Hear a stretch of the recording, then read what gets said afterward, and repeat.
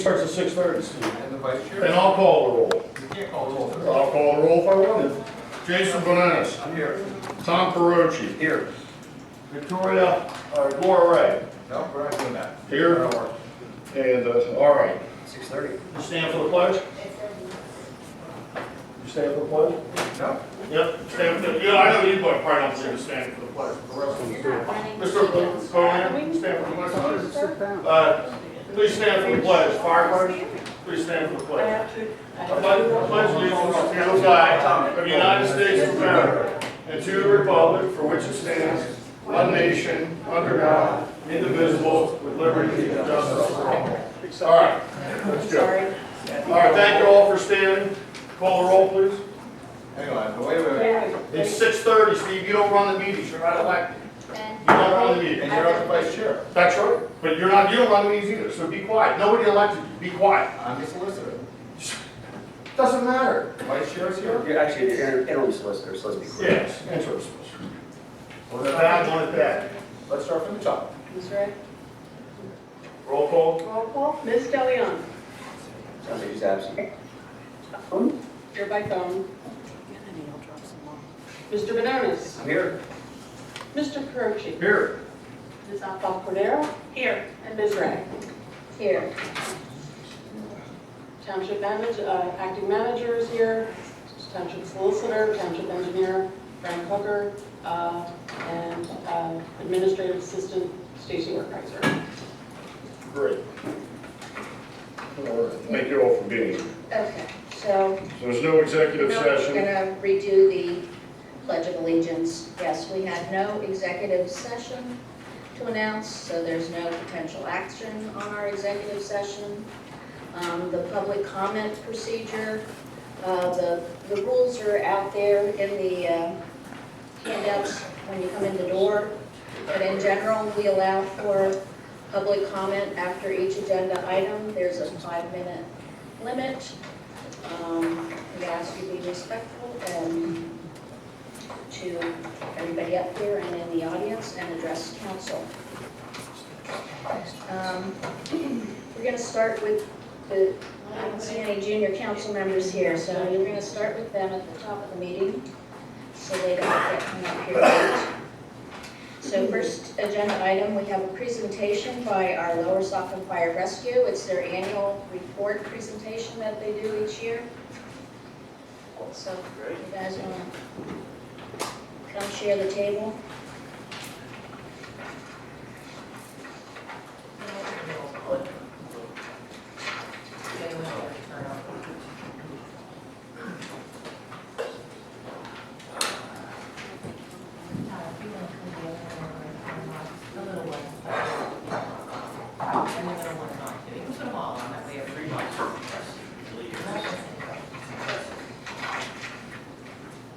Good evening.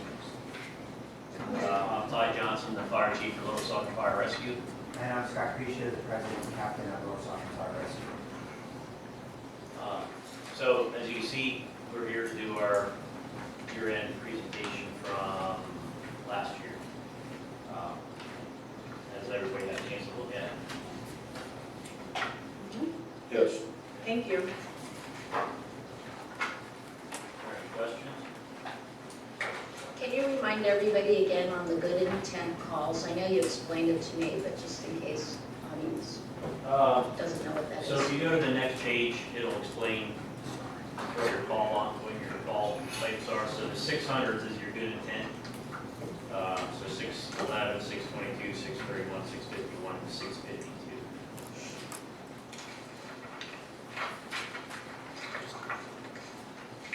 Can you just give out your definition of what a good intent is? Well, so when we put it in a report, it could be, it categorizes it for us, like dispatch canceled a route, no incident found on arrival, that type of stuff. Dust, some reports smoke and it's a dust cloud or, some type of vapor or something like that. So it's not, it's more or less like a false alarm. Okay, Okay, so it requires you to come out, respond to it, and assess the situation, but it's something that would not require an actual Right. fire Yeah. fighting Right, event. yes.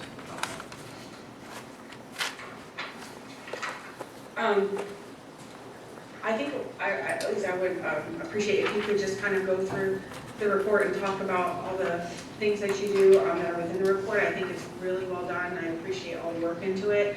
I think it would be helpful for the public to see and hear from you, like to explain what the report is. I know some people aren't able to see it, or they're listening for the first time tonight and didn't have a chance. So I think it would be really helpful if you could just go through it, and then we'll try to figure out if there's any additional questions. Yep. All right, so the report's generated from the information that we put into our system that gets reported to the state. This is how the state keeps track of incidents in the Commonwealth. So we have a pie graph here, shows the majority of what our calls are. It has it broke down into overpressure, rupture, explosions. I mean, thankfully that's only one incident this year or this past year. So on. So you can see hazardous conditions, so no fire, so that might be a car leaking oil or something of that sort. And it's pretty self-explanatory. And then you go to the next page, so page 2 of 3. It's breaking down the incidents by building fires, versus chimney fire, brush fires, so on and so on. I'm not going to read the whole list off because there's quite a few in there. And then there's a little bit of it on the next page. There's 3 categories. Any questions on that? I think it looks pretty good. I like that you have all the detail about the type of incidents. Can you just tell me, out of the types of categories you have here, if you know, or if you can, it's okay if you don't, but what amount of these calls do you have to generate a report from? Everything that's here is generated, has generated a report that we have. So calls or times that the pager goes off and we don't report is if they need a fire officer to call in for a burn complaint or something like that. So this is actual calls that a number from the county, from the 911 center generates. Okay, and then We don't include, like I said, we don't include if they call for a chief officer to call in, even if it's, hey, we have a complaint, what do you want us to do? You want us to dispatch or send the police? Usually in those kind of circumstances, I'll have the police send, especially like for a burn complaint, and then we don't log that as a call. If we did, our call line would show that, we're probably 50, 60 more a year, if not even more. okay. Can you explain what you have to do when you report it, like for this particular log, how you do that? So, yeah, go ahead, because Scott QC's most of them.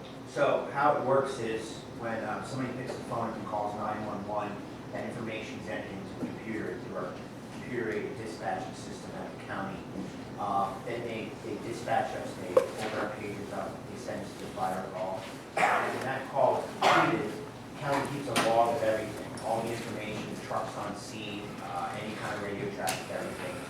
That text file or that CAD file gets sent to our software, which is emergency reporting. And emergency reporting, we go through emergency reporting and we add our staff to it. We add a narrative to the call, basically what we did on the call, what happened to the call, any pertinent details about the building, any pertinent details about the structure, anything like that. That all gets added into emergency reporting. And then once that information gets added into the reporting system, it goes one more step where myself or our deputy chief Derek will actually go through and will quality control the call. So we have 2 people that actually enter the calls for us in the company. We have a gentleman that does the first 15 days, and we have a gentleman that does the second half of the month. And then myself and Eric actually go through the quality control, the whole call again. We go back in and make sure everything is right. And the reason we do that is because the state of Pennsylvania looks at this stuff for our grants, and the federal government does too. So when these calls are completed in the system, the federal government will look at it, and so can the state. So it's important that we have all the right information and everything in there. Okay, and then you said there's 2 individuals that cover the month, they split it in half. Yeah, And are those volunteers? yeah, they're volunteer, yep. Okay, so do they perform that duty above and beyond, like their normal training Yes. in response to Yeah. fire calls? Yep, absolutely. Yeah, they probably spend, I want to say they spend probably 4, maybe 5 hours each month putting, or in 15 days, putting their calls in. Depends how busy It that is. depends on how busy it is. So we could have a month where we run 20 calls, we could have a month where we run 100, very few, but we could have 120 calls. So, and then it takes me and Eric probably an additional 4 to 5 hours to go back through and check everything.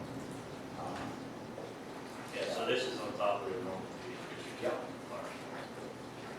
And then that is something that's critical for you to obtain any federal or state grant Absolutely, yeah. to support the Yeah. organization? And not to mention, if our records get subpoenaed, or they're happy, like, insurance companies put in asking for information, so you gotta have to be sure everything's right. Okay. Thank you Pretty very much much. required by the state at this point. Okay. And then I guess you want to continue on with the report, because we got through that part, so I see that we have some, So the next page,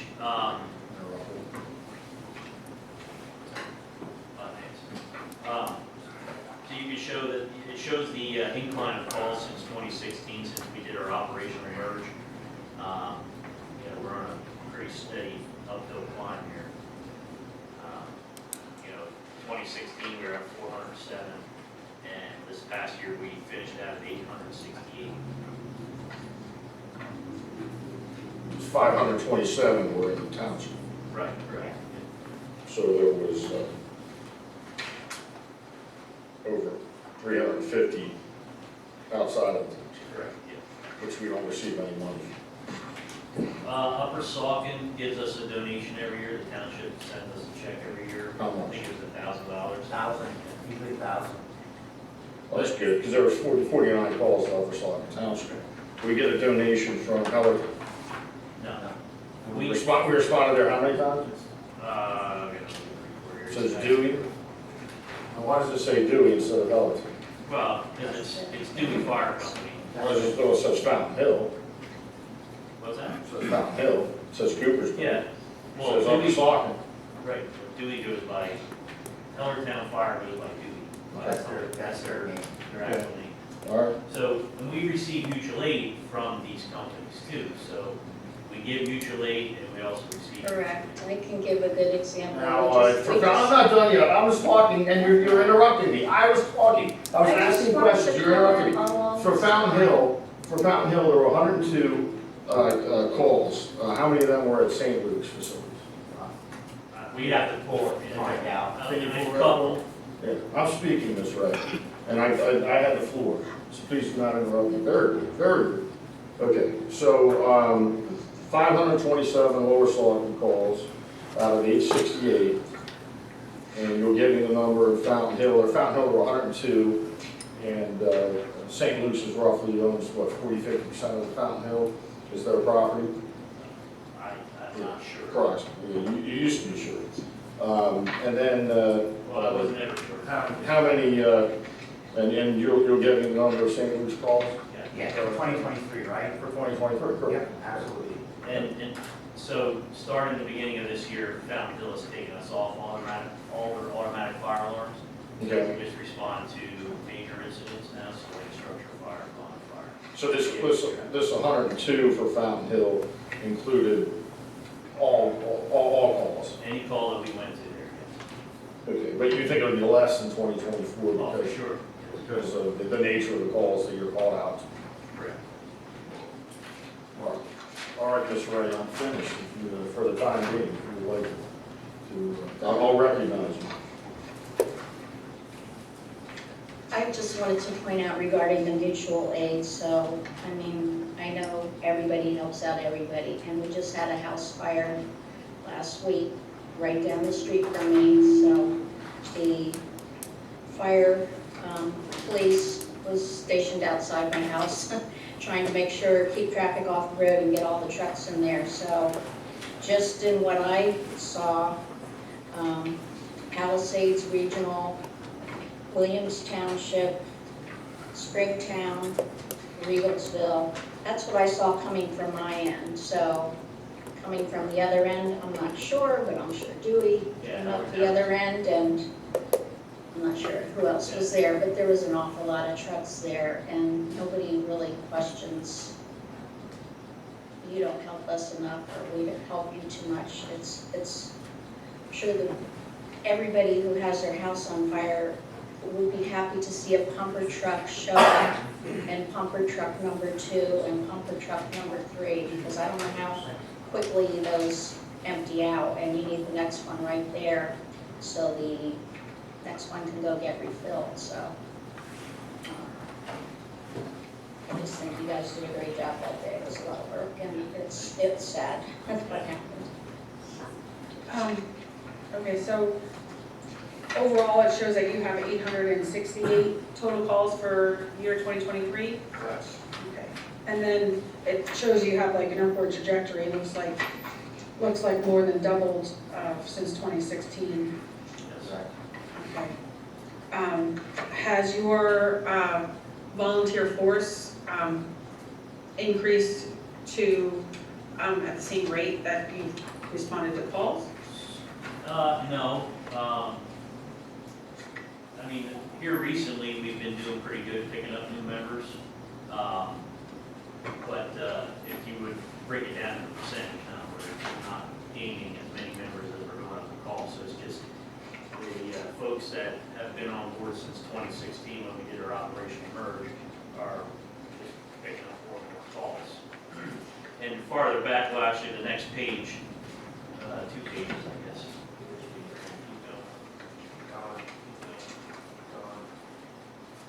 right, that's where I'm at. Go ahead. One more. So that'll show you the members that respond to calls, what their call volume rate is out of that 868 calls.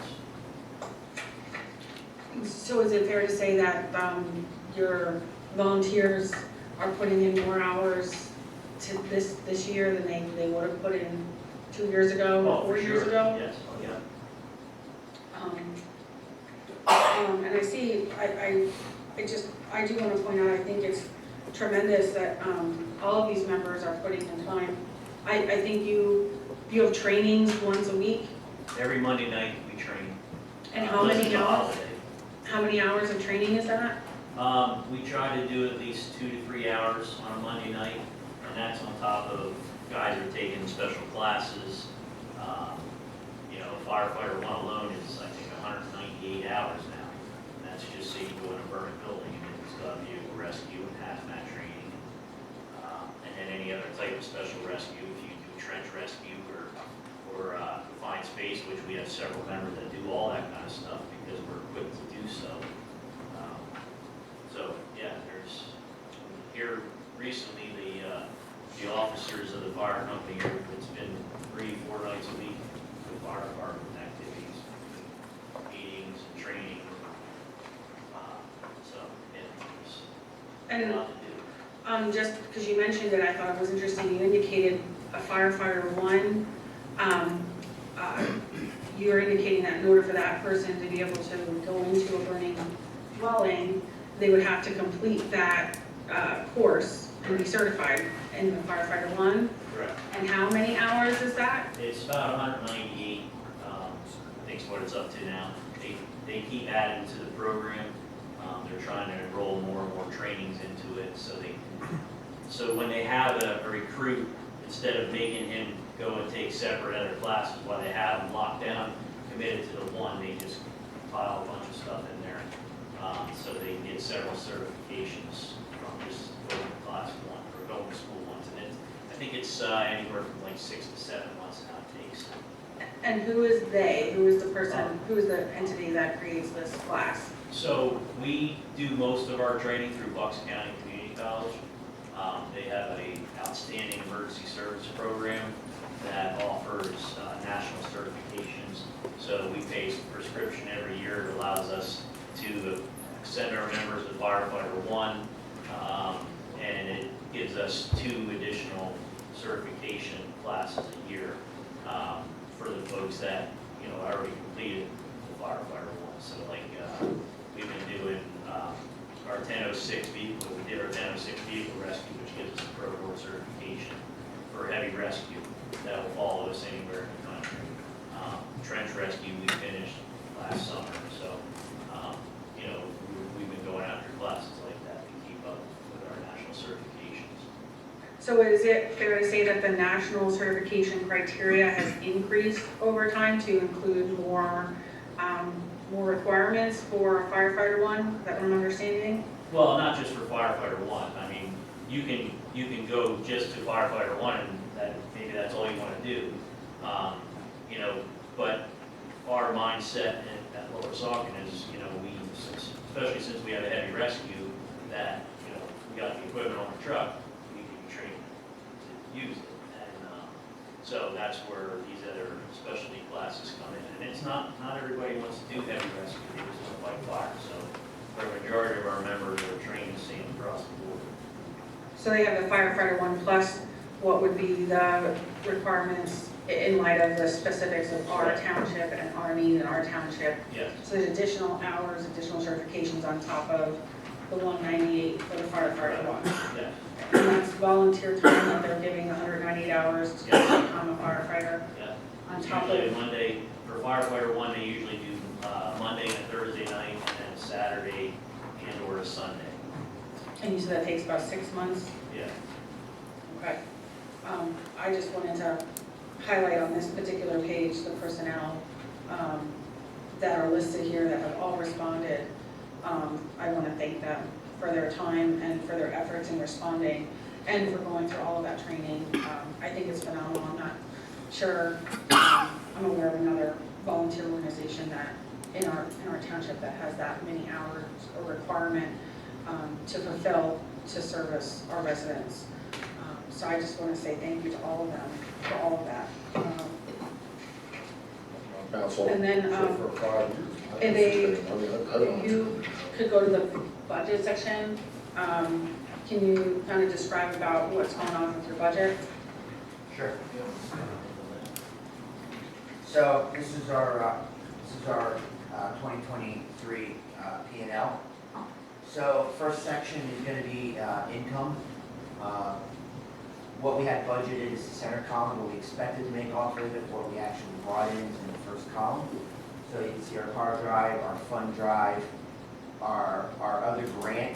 That column is actually an AFG grant, not AFG, FEMA grant. We're working on bringing that in. Pipeline grant, we did not receive that. DCNR grant is still being processed, so is the SAFER grant.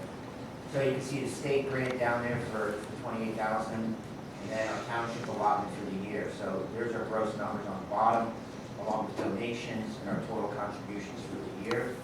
What we expected to bring in, like I said, is in the center column on the left, is what we actually brought in. And then, scroll up a little more, right there. And then, other revenue is, dividend, interest earned, rent from our social halls, our Lightsville, our Whiteville, our Southeastern, our Steel City Hall.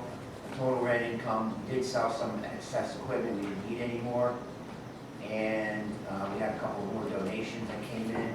Our call billing for hazmat calls was a big whopping $824.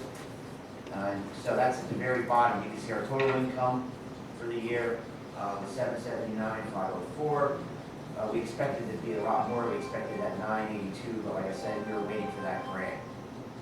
And then right below that is our expenses, starting off with bereavement expenses. And just, you can scroll down further, keep going to the next page. Yeah, so here we go. So general expenses, admin, car show, maintenance on our buildings, maintenance on our halls, public relations staff, communications, equipment purchases, wearable equipment, which is turnout gear, hoods, gloves, clothing, helmets, boots, all that stuff. Fuel is, we have an allotment from the township on the fuel. This is what we went over our allotment. So we ended up going over by $7,300 change. Our incentive payout, our loan payment obviously is next, and then maintenance on our buildings, and then maintenance on our trucks. Now, we don't budget maintenance on our trucks because they have to be fixed because people rely on them. But you can see here, 1611 was 9,300, 1612, which is owned by the township, was 19,000 and change. 1613 was 2,000, that's the Steel City truck. 14 is the truck at Sligo, that was 21. And then, you know, so on and so on. So it gives you an idea. And that's our whole fleet, basically. So apparatus was a little over 100,000 for the year. Maintenance on our Southeastern station, our Steel City station, medical services, recruitment and retention, reimbursement for members, sale of apparatus and equipment, station supplies, uniforms, utilities, the whole nine. So if you go to the very bottom, and so here you go. So our net income for the year was $3,200. Good year. Basically, that's where we're at. That's our P&L statement. We're still doing our 2023 taxes. The accountant is going to start working on those in May, so it takes a little longer for us to go through. But that's kind of where we are. Okay, so I want to ask you some questions about that, Scott. So you had mentioned that there's a FEMA grant that's still pending, so that's not included in these figures, correct? And what's the amount that's being sought? There's a 2023 FEMA grant right now, which, well, 2024, so we'll worry about 2023. It's 265, it's a safer grant. So we're waiting for that money to come. We applied for the 165 payout on it already, so we're waiting for that payout and the additional 100,000 or so once the process is done. So if and when that grant is funded, that will adjust these figures. These figures are not accurate because it doesn't include that grant. Yes. Okay, so the we ran- $2,000 of net income that you're talking about is actually going to be off by about $265,000, right? Possibly, yeah. Okay. So on the expense side of this thing, you look at the budgeted expense, and the budgeted expense is $1.067 million, and it came in, the actual expenses were $802,000. So it looks like the budget was off by $250,000. Either the expenses were overestimated, or you guys did a heck of a great job in controlling expenses to come in well under budget. Do you have an explanation for that? Yeah, we did a heck of a job to control expenses. Great job. Yeah, we really did last year. We anticipated expenses on the trucks, and we knew we were going to do a lot of maintenance, so we cut back on spending a lot of money on stuff. Okay. So we cut back. I just want to go over another thing that I have here. Now, we don't have your Form 990 for 2023, and I have your Form 990 from 2022, and I got that in my right to know request. Sure. And that looks like that was submitted in November of 2023. So I'm anticipating your 2023 Form 990 will be submitted probably around the same time, much later this year. Probably, yeah. The reason it was submitted so so late last year is because we were in the process of doing that and doing our BCO 101 form, and we were also working on Steel City tax all at the same time. Okay. Well, the Steel City tax thing, that's done because you guys are merging, right? Okay, so We you don't still worry had to about- file one more year of taxes. Okay.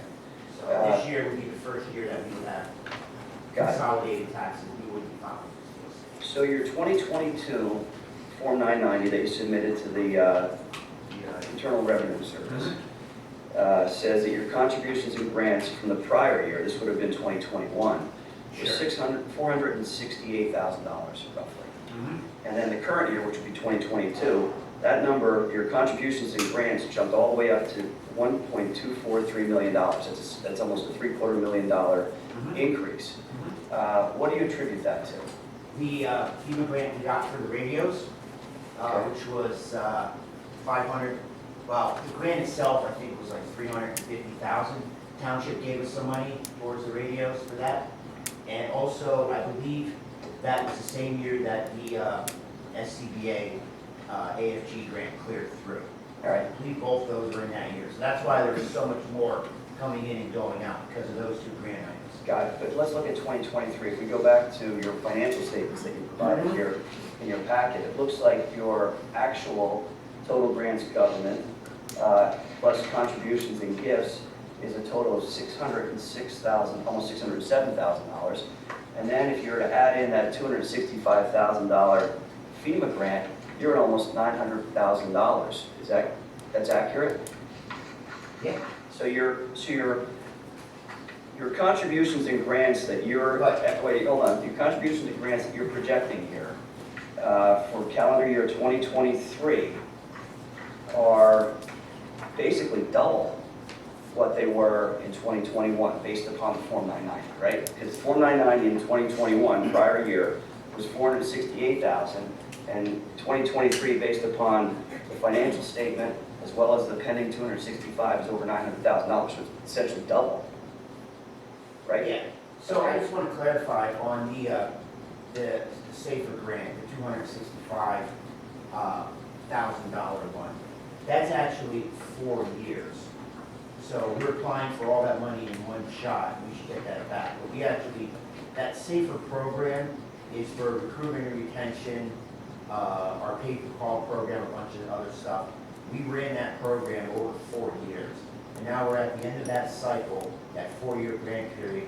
So we're going to be applying, we applied to FEMA already to get those payments.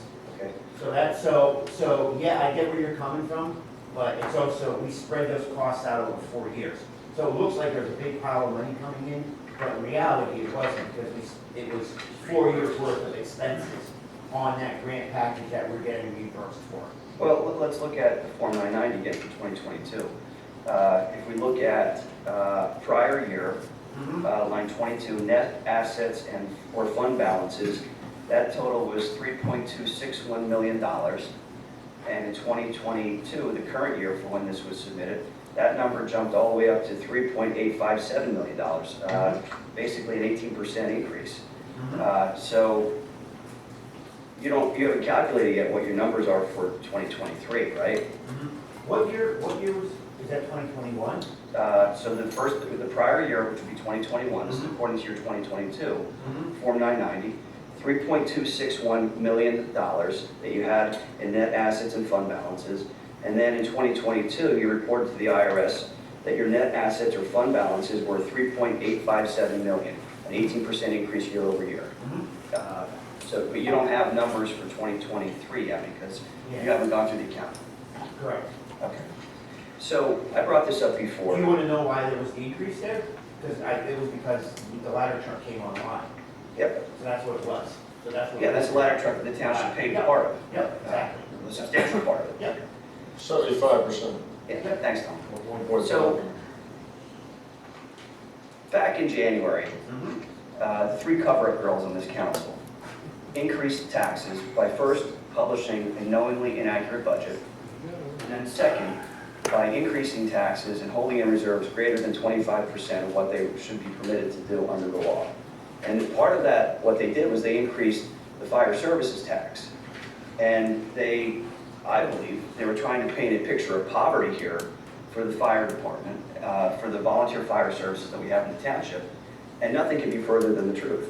Because we have a Form 990 that shows that the net assets and funds that you had in 2022 were $3.857 million, went up 18% year over year. And in fact, the total contributions that you've received in both government grants and gifts is double what it was in 2021. Is that a fair statement? Yeah. Okay. While we're on the subject here, you remember back when, in the fall last year, we had meetings, we had a fire services group, committee, and this was to study a new fire station for the fire department. And that was going to be, we're looking at something centrally located, Polk Valley Road, because of the changing dynamic and demographics and locations of the population within the township. We talked about, consolidating fire stations, closing fire stations and building it over there. I'm not a liaison to fire services. I don't think Tom Carochi is the liaison to fire service anymore. Have there been any other discussions about that effort? I mean, there was a report that was generated. A lot of people put time into that effort to identify the needs for the fire department. And it's now been 4 months that the 3 cover-up girls have the majority of this council, and they haven't, as far as I know, haven't done a damn thing to advance that project, which are in the interest of public safety. Is that fair? Have you had any meetings with them? We've had meetings with them. Okay, with who, when, who was there? Was it a quorum? What was discussed? I mean, this is all news to us. Again, all the information that I get, Scott, and this is regrettable that you and Ty have to hear this, but the public has heard this many times. I've submitted literally hundreds, if not thousands, of right-to-know requests to the township to get information that should be readily available to me as a council person and should be readily available to the public because they have an interest in these things, okay? Because it's their tax dollars that are being spent on different things for this township. But yet all this stuff is never transparent. It's not transparent. It hasn't been for 4 months. They've had secret meetings off-site, okay? I've gone on and on about these things. So I'd like to know what meetings have taken place, what was discussed, who was there. Let's put it out there so the public knows, so that I know, because I'm a voting member of council and I'd like to know about these things. If we are the liaison. I'm not talking to you, I'm not talking to you, I'm talking to them, I'm not talking to you, don't interrupt them. I'm asking him for an answer, you don't have to jump in and cover for yourself. He has the Sit floor. down, I asked you a question, allow me to answer. I think that if you're making statements Pipe down, about. how's that? No, it's a question. Council You're not majority, recognized. It's a question. I think that we would obviously. You gavel her and make her stop talking so the gentleman can All right, answer the well, question.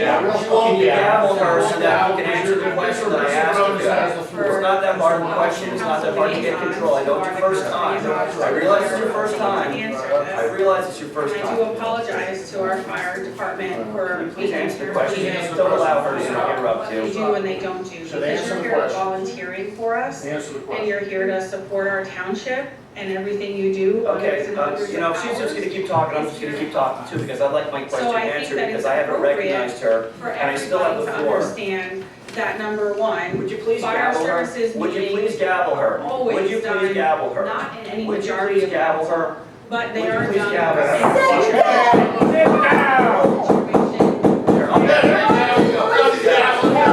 Fire services I'm not not being self-disruptive too. I asked you a straight question. I'm sorry that she's wasting your time and your energy here. You guys are volunteers. It's a straightforward question. She wants to politicize this issue.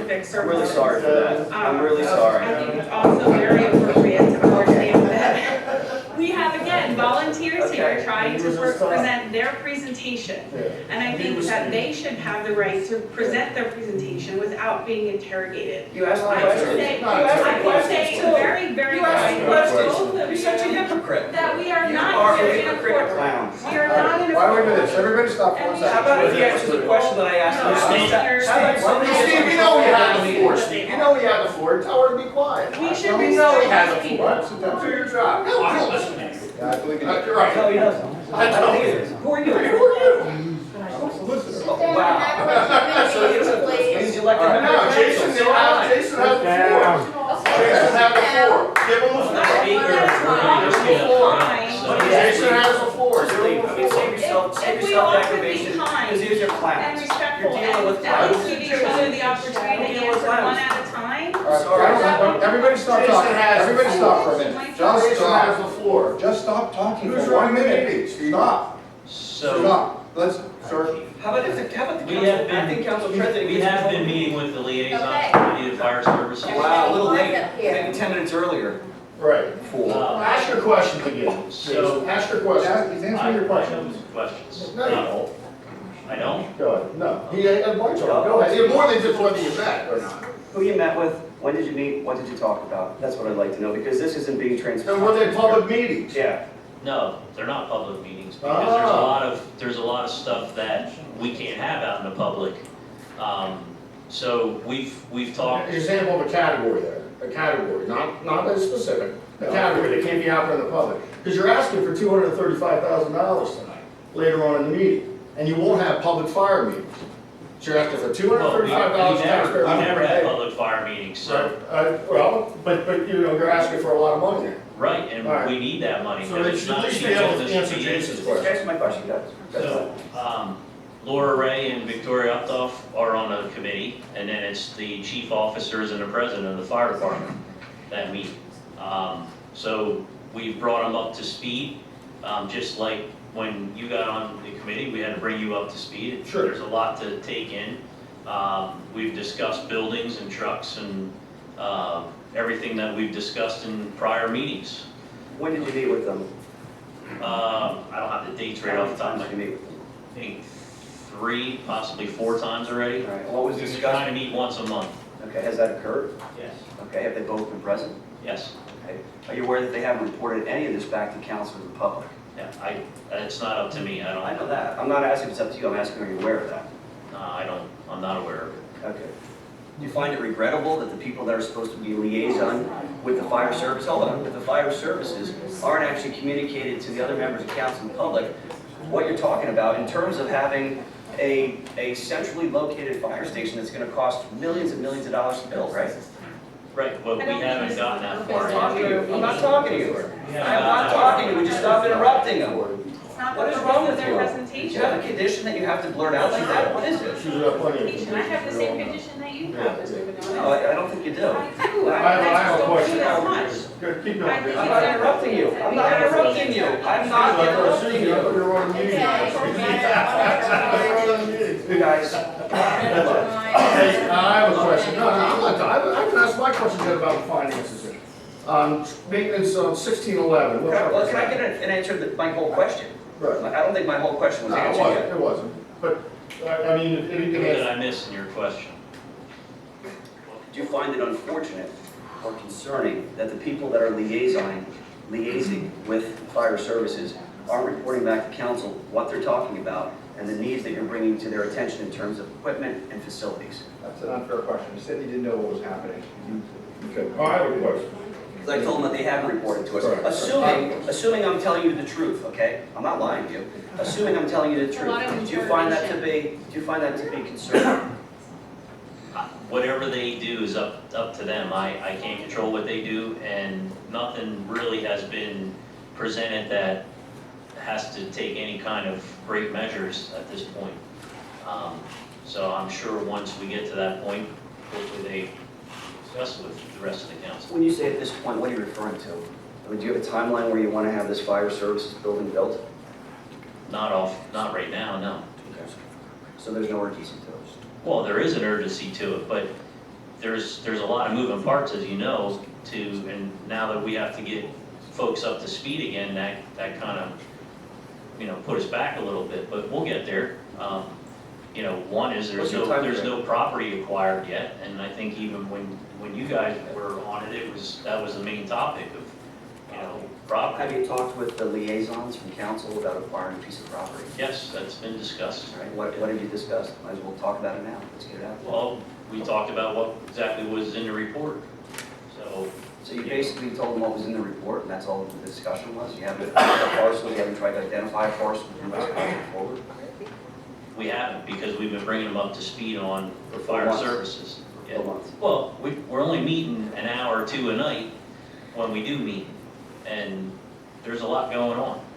So, Yeah. but it's on the radar, I don't know what else to tell you with that. It may be on the radar, but it's not getting done. It's not getting done with these people. Well, we're gonna keep pushing it forward ourselves, so. Well, you're not pushing it right now. You're having conversations. No. And again, I appreciate your volunteers, and I appreciate what all you guys do. Yeah. And I want us to have the best fire services for our community. And you've known that when I was in the majority of council. We supported you guys tremendously in acquiring equipment, apparatus, donations, whatever we could do. I think it's important what you guys do. And I don't want to see it take a step back because of these people. And I don't want to politicize because of these people. Now, make a Be 1611. quiet. Do you have a problem? Do you have a problem too? Because clearly she can't control the meeting. So you have to yell out "wow" because other can comment, all right? You haven't been recognized, ma'am, so I would ask you to please stand down and not make comments. stand up. No, Okay. I don't ask you to stand up. I said, what's your problem? I said, what's your problem? Well, thought I said my question was. I don't know what your problem is. You're yelling All right, at me. everybody stop, slow down. Hold All right, on. I have a question. On 1611, what truck is 16? It says maintenance 9,000. That's the E1 that used to be at CY, that's over at the bicycle station. So that's an engine at the Okay. bicycle station. And what about, what's 1632 again? Which one's That's a tanker out at Southeastern, that? Okay. Ty, where's your vehicle, the one you drive? 1648. 1648. All right, 1648. And just $1,000 this year in maintenance. Looks like 1,089. All right, and then just, I mean, out of curiosity, obviously, you know, expenses are going up. It's going to be, you know, probably just going up in the future. And then you also have, you know, plans for kind of a modern station for the next 50 years. What is the volunteer fire services, what is their stance on how that should be paid for? Meaning tax dollars, landfill revenue? It's not up to us on how it's going to be paid. I didn't say it was up to you. How do you expect it to be paid? I don't know. I mean, it's, Well, besides taxes and landfill revenue, what other sources of revenue are there? there's, you can get grants, but they're only good for 3 years, and then after that 3 years or 4 years, whatever the grant cycle is. Well, we looked at grant, you can't get a grant to build a whole fire station. You might get a grant Right. to build a portion of it. Yeah, So depending again, on, what is the leadership of the volunteer fire services in Lower Saucon Township? What are your expectations with these very expensive projects? What are your expectations for how they will be funded? well, that's why we're talking with the township to come up with a plan, because that's where the money's going to have to come from, a majority of it. So whether that's taxes, I don't know. Or landfill revenue?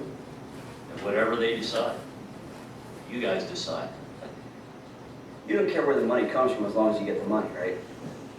Well, yeah, I mean, because we have to provide emergency services to the township. Right, but there's different levels of emergency service. You guys do a very good job, and you also have very good equipment.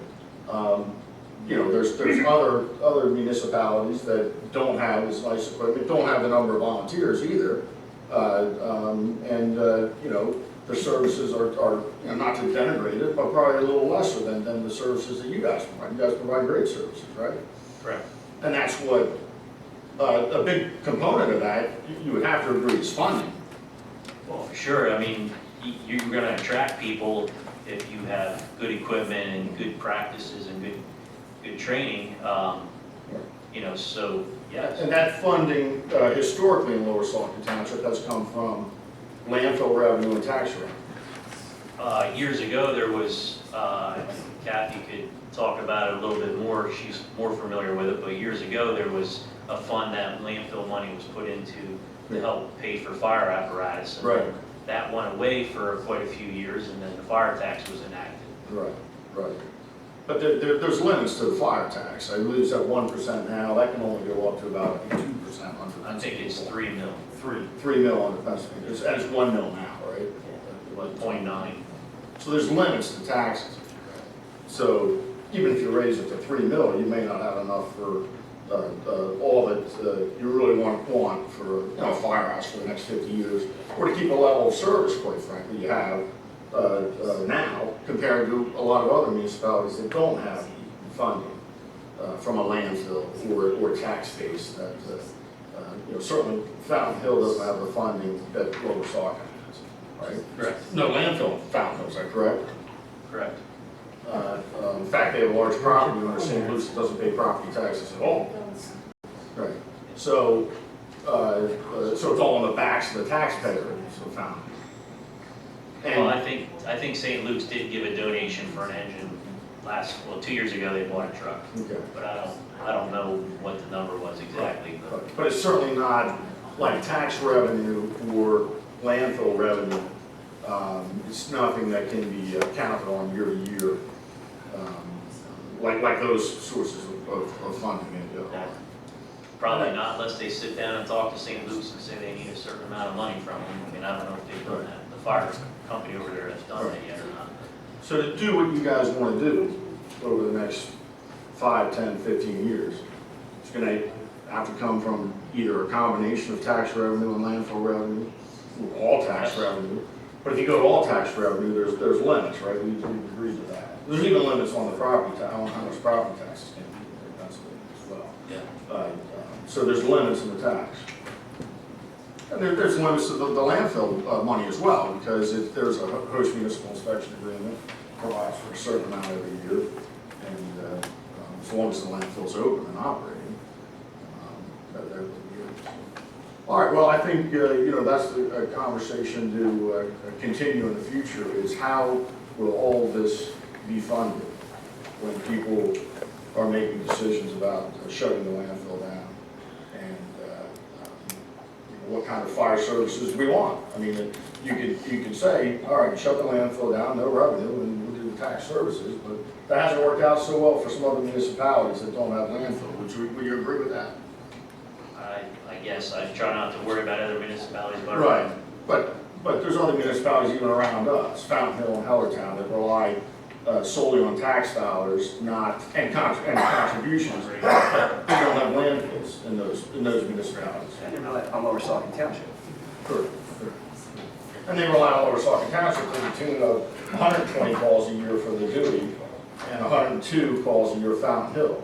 222 calls were Fountain Hill or Hellertown, who only rely on tax base to fund their volunteer fire services. And our calls in the township were a little over 500, so it was almost half of our calls. Half of Lower Saucon Township calls are also made up of Fountain Hill and Hellertown. Yeah, but they weren't the only ones. Right, they weren't the only ones, but they're kind of the ones in close proximity that again only rely on increased tax revenue to fund high quality volunteer fire services. I don't know how high quality they are or aren't. I know ours are. I'm familiar with ours, of being the fire services liaison for some years. So keep up the good work, and I think if you want to do, you have to. We're going to need landfill revenue money to do what you want to do. If you don't have it, I think it's going to be very, very difficult to accomplish any of it. Thank you. Okay. Thank you, Ms. Ray, for not interrupting me and letting me speak. Thank you, gentlemen, and I apologize for what has happened here this evening and interrogating you. I appreciate your volunteer time for being here, for putting your report together, again, another volunteer effort, and for all of your time in trying to raise your independent funding to help supplement our township residents. And I think it's tremendous that we have a volunteer force. I think everybody should recognize that when there is a fire and there's an emergency, you are the ones that protect us. Thank you. Thank you. Thanks. I apologize for Victoria talking over Jason, or for her general behavior, so I apologize for that. Okay, so the Thank you, next Tom. item is a developer item. A review and possible action on Bethlehem landfill stealing lot line change. Pardon? You're not I have coming. enough comment. Okay, Oh, they already left. They're gone. They're gone. well, you can still comment. Can we comment? Is that Like, okay? I'd like to comment. No, wait. Sure. I No, call. wait. Hang on for a minute. I recognize Mr. Berlin. No, we're trying to get Priscilla. So in the meantime, I recognize Mr. Berlin. Okay, you're not running the meeting. Can you, Go ahead, go Is that ahead. an okay? Yes. Yeah, hang on for one over, try to see if we can hear. Sure. Sure, yeah, go to the microphone. Can you try to, Priscilla? can you, Well, you're breaking up a little. She spent 4 days in Hershey, Pennsylvania at a PSATS conference on the taxpayer dime, and she can't make the meeting. She can't attend a meeting. Or get a phone that works. Yeah, or get a phone call. Okay. Staying at the Hershey Lodge, I guess, on the township taxpayer dime. Okay. She can't make it to a Quiet, meeting. Tom. You are not She recognized, doesn't it's work. Priscilla. Well, Victoria was never recognized, and she Okay, spoke well, over Jason all you're not the time. And you didn't do recognized, anything. and You didn't Priscilla is gavel. talking. You didn't gavel or anything. You didn't gavel or anything. So, you know, why don't you gavel? Could you Why be don't gavel? quiet? There's no rules. It's There's no Priscilla's rules. turn to That's right. talk. You never told Victoria to be quiet when Jason was talking. That would be nice, I would like I mean, that. that would Okay, have been nice. children. Would have been the courteous thing to do, would have been the courteous thing to do. I recognize Mr. Bland, go ahead. Maybe we should take a recess until we can have people All right, follow am I- order. I think it's. Yeah, I recognize you. Go We ahead. take a 5-minute break. Yeah. Hello. Huh? Madam Chairman, Vice Chairman, No, one more, we're still having technical difficulties, just hang on. I'm sorry, sir, you have to speak up. We're having technical difficulties with the phone, so just give us a moment, please. Who's on the phone? Priscilla is on the phone. Priscilla. Allegedly. She may still be in hers on taxpayer dime. Who knows? Okay, so I'd like to go on record. Can you hear me? No, Yes, Priscilla, go Go ahead. on record, Record. thanking all the fire company members and volunteers for putting together and really appreciate you. And I would like to make a motion to pay double pay to the transcriptionist who tries to transcribe that conversation. I'll second it. All right. There's a motion on the floor. There's a motion on the floor. There's a motion on the floor. And a second. There's a motion on the second. There's a I motion on the think you wanted second. to say thank you There's a and motion and a appreciate second. what the There's a fire motion. company did for all of their time coming here We tonight. can roll on my motion. You don't know what That's she the, said. that's the most You that don't we know that. Mr. I was gonna get a chance to speak here. Yeah, hopefully. Victoria, let's Double someone speak. pay There's to a motion. transcriptionists for the Yes, nonsense. yeah. There's a motion. Ms. DeLeon. What's the motion? The motion is to pay the transcriptionist double. For having to For transcribing transcribe your your car. song. no, my answer is no. What was her answer? No. No. Mr. Right. Benonis. Yes. Ms. Alcott Cordero. No. Mr. Correction. Yes, and it would really be helpful to have a cell phone in Steel City. I assume this Daily owns in Steel City, and maybe this is why the cell services are worse, because we don't have a cell tower built here yet. But, you know, it's just, it's obviously just shows the need. So I hope this, Kate Durso can use this as evidence in her appeal. Ms. Daily, you're calling from your home in Steel City? That's, And this is bad, so the vote's no? no, I said, what a guess. Oh, you're voting yes, I apologize. Ms. Reddick? Absolutely no, it's ridiculous, so let's move on. Motion You fails. should vote to Yeah, I know you're right. Okay, Mr. Goulon, we'll do the audience participation on the fire. I'm recognized. Yes, for the fire presentation item. Right. Thank you, because I did read all of the documents and the numbers. I'm sorry. Go ahead. I'm sorry, you're 5 minutes.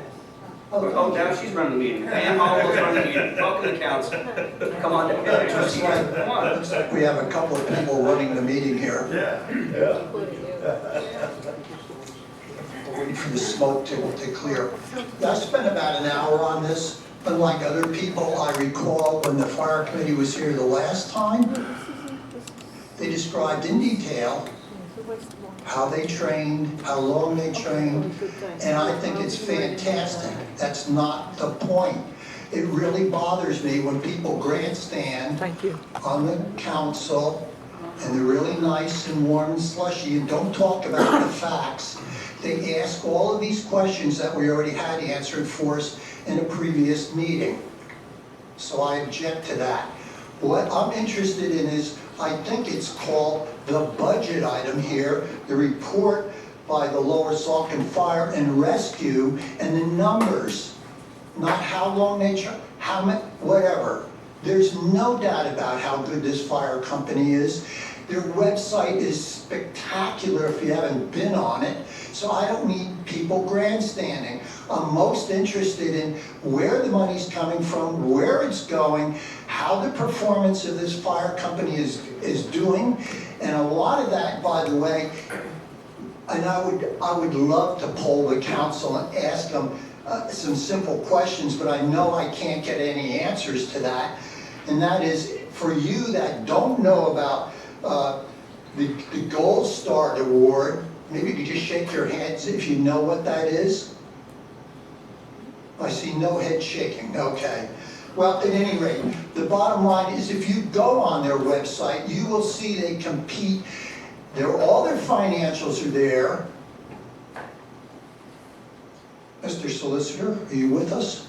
Okay. I was hoping you would pay attention because this is important and I will bring it up. Is this thing on? Yes. Okay. It is important. I will bring it up at the end. The bottom line is they have many, many pages, all their financials, what they're doing, where they're going. Yep, here it is, all here, right? Here's their financials, page after page, charts, everything else. Now, I would say there are other people in other towns that have 501c3s who do not report any of this information. So seeing how open this fire company is and hearing the council's, some of the council ask detailed information about the financials is exceedingly important. That says you really care about it, okay? And for you of those, or you on the council that didn't understand what was being said, there are clearly several people that do understand the numbers and what the implication is. All right? And I'd love to see everybody on the council understand those numbers instead of looking like deer in the headlights for these numbers. All right? The other thing is, I would say the public is supposed to have a right to be able to speak here, and if we have certain people just absolutely talking over others, that's not going to work so well. And by the way, I encountered this before with one of the council members who sits up with you now, and she saw her fit to speak for 20 minutes, and then when it was my turn to speak, I got up and I got shut down because she was mad at something that was said and the meeting terminated, so I never got a chance to talk. And I see that's what's happening here, right? Person talks for 15 minutes, asks all, well, what color is your truck kind of thing, and then finally terminates, somebody else starts asking hard questions and they get shut down by the typical way that you shut people that just keep talking. So that's not so good. Anyhow, I would commend the fire company. Yeah, there's their report, got it all, got all the numbers, really had a lot of questions to ask. For instance, I have no idea why it is that there are so many vehicle accidents, and do we pay for them? Is it the accidents on Route 78 we pay for? All of that. Is it the train accidents? Does anybody look into that here? Does anybody care? I'd like to think you do, because it's certainly a lot of money. And yep, Chief's still here. I would ask for one more column. What did it cost you for each of these incident kind of things? I don't mean details, but I mean total. In other words, we know how many hours it takes, how much money is it costing the taxpayer. They do a spectacular job. Thank you. Thank you, Mr. Miller. Oh, Dave Lamb, sorry.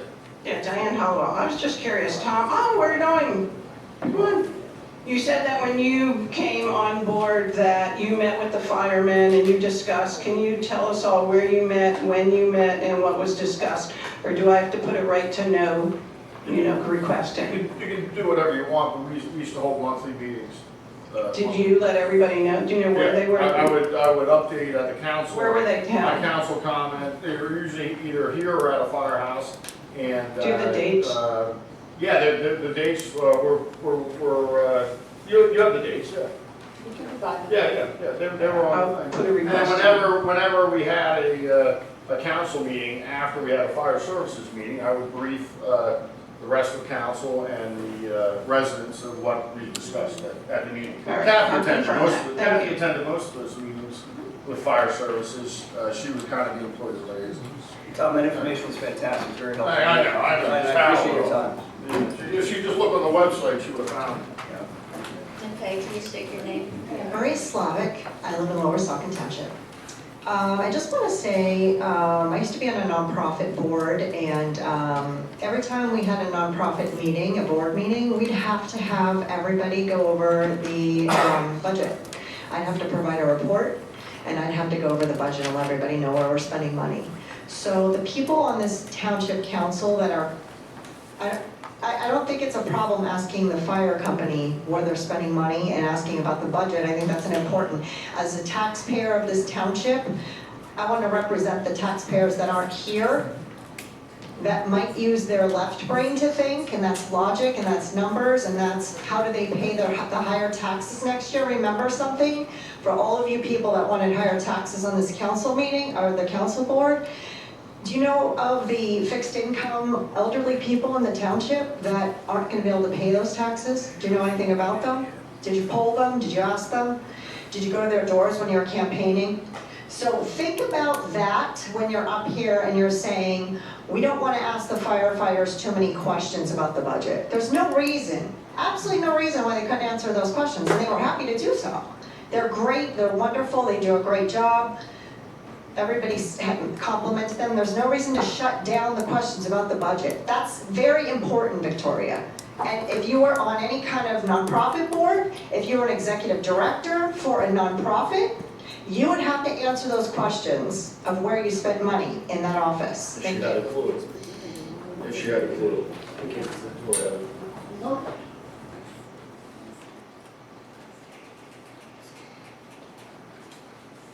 My name is Anne Marie Crown. I'm a Lower Saucon resident. I have great respect, admiration, and appreciation for our fire service.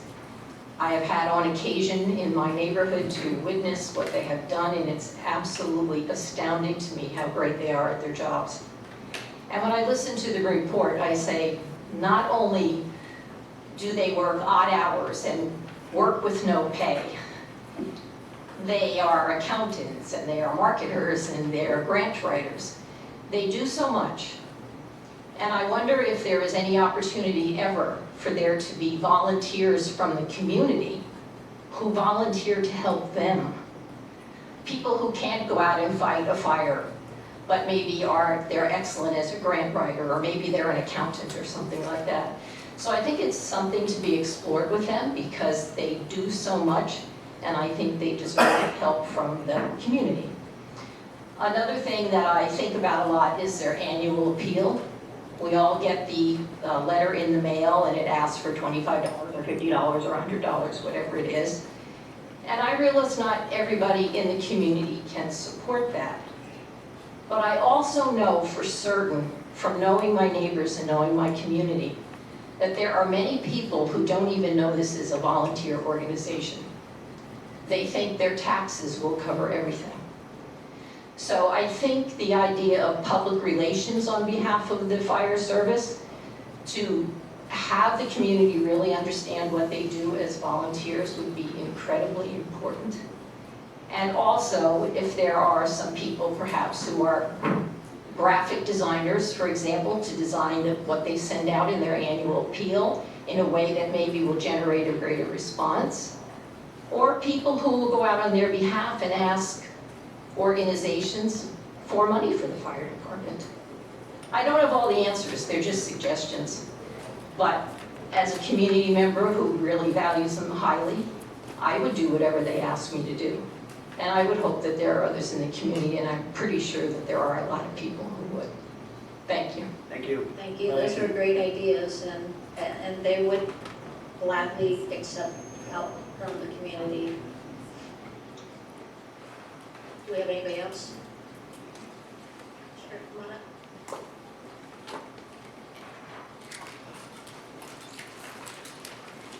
Hi, I'm Russ Sutton, and I have a couple of questions. I notice every time there's questions brought up about taxes, Mr. Croce and Mr. Bononis, their fallback is always the landfill. I'd like to know details of how much the landfill has donated to the fire company for the last 20 years. I want to see an accounting of that, exactly what they put in. And you know what? There's only 2 municipalities around here that have landfills. All the other townships are volunteer firemen too, and they don't have landfills to support them, but they still do their job and do them well. We have an excellent fire company. I appreciate everything they do, but every municipality does not have a landfill to back them up. So they are supporting their fire companies and are functional. So I don't understand why every other word out of his mouth is landfill or his mouth is landfill. That's not the end all. But this thing's gonna close down sometime, and at that point, you think, where's the money gonna come for the fire department? I like to see an accounting of the last 20 years of what the dump has put in for the fire company. Well, since I have a 1999. question for you, sir. So the landfill pays to the township roughly 35% of our revenue. So you can estimate that roughly 35% of the money that the township gives to fire services is funded by the landfill. I want It's to very simple math. I want to see it in writing. That's fine. I don't want to hear it from your mouth. Okay. I want to see it in writing. I want to see a statement. Okay. The Where do you get that from? landfill has provided the township with over $30 million since 1999. And the reason, you're right, there are only 2 townships that have landfills in this vicinity. And I'm proud to say it's one of the reasons why we have the best volunteer fire company in this area. We do have a great fire company, I'm not Because we questioning. have the money, and they do a great job. And that landfill is not going to last forever. So what are you going to do then? How do you know it won't last forever? It'll be there for at least another 25 years. Yeah. All right, do we have anybody else? Okay. Seeing none. We'll move on to the next item then, developer item. This is review of possible action on Bethlehem landfill, Steely lot line change, lot line 02-23. Don't know that I was expecting a presentation. So we have the Bethlehem landfill submitted a lot line plan that proposes to transfer 1.46 acres from the landfill to an adjacent parcel at 2485 Apple Butter Road.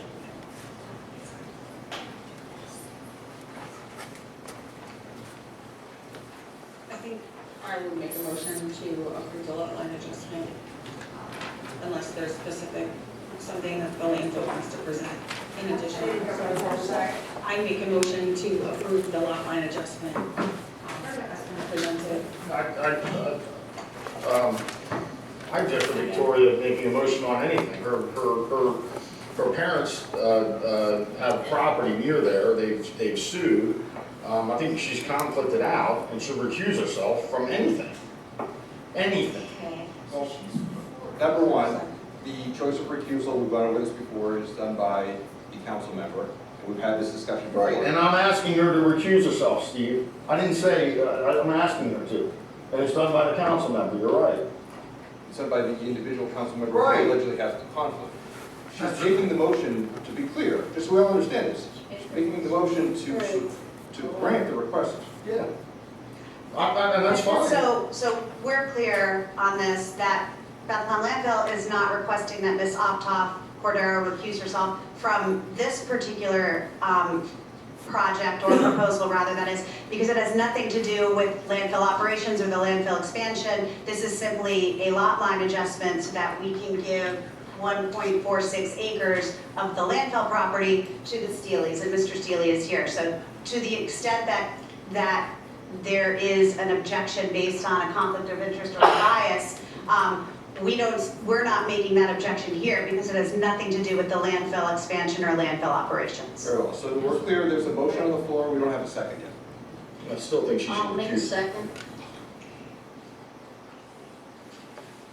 Okay, now we're ready. So now we can have discussion, I guess. Can we clarify that that's based on the draft motion that council has in the packet? Yes. And we have all of the copies of the plans and the Mylars for signature by council, so we can leave them here tonight. Only the council president who's absent. Okay, so then does the vice president sign in her You absence? can just leave them here, we'll take care of it one way or another. Okay, and then will you take care of the recording as well? We'll coordinate with your office, we'll make it happen one way or another. Okay, thank you. So I don't know if we need, yeah, I wasn't expecting a presentation, honestly, because we did receive all the information in here. I only wanted to make one point of clarification, which I already had made to me regarding, because it's a little bit unusual, because when you combine the parcels, the piece that you're transferring over to Steely's is light industrial, his property is rural agricultural, so we're gonna have a piece of property that has two zones, and it's gonna remain two zones. So that's all I needed clarified, and just wanna make that clear. Correct? Is that correct? Yeah, I mean, yes, I don't know what your questions were, you can ask them, I don't know what you got It's concerned. two different parcels, they each have a different zoning designation, and they will remain, they're each separate zoning designations, even though the lots being combined. Correct. So our council discussion, to speed this along, on a group, does anyone have anything they want to add? Yeah, I would just point out that congratulations to Priscilla, Victoria, and Laura. They promised the public that they would reduce the landfill, and they're apparently doing that here. They're reducing it by 1.46 acres. So congratulations to all three of you. You delivered on your promises. Anything else from council? I still think Victoria should recuse herself from all landfill related matters. Great. Yes. Okay, do we have anybody from the public that wishes to speak on this matter?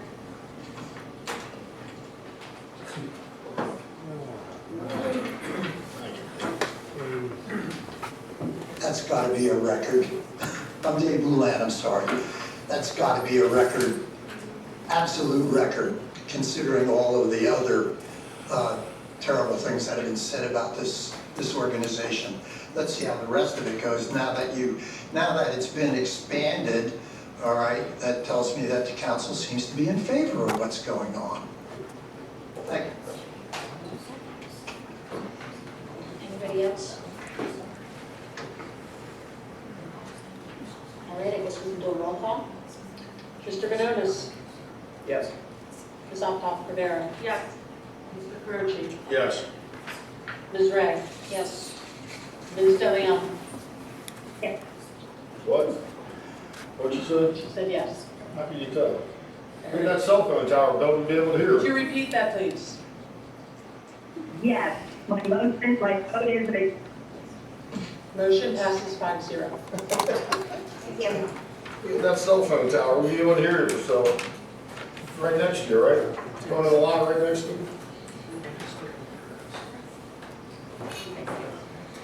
All right, so the next item on the agenda is authorization to do payment number 4 to CH&N Construction for the Easton Road. Yeah, did I skip one?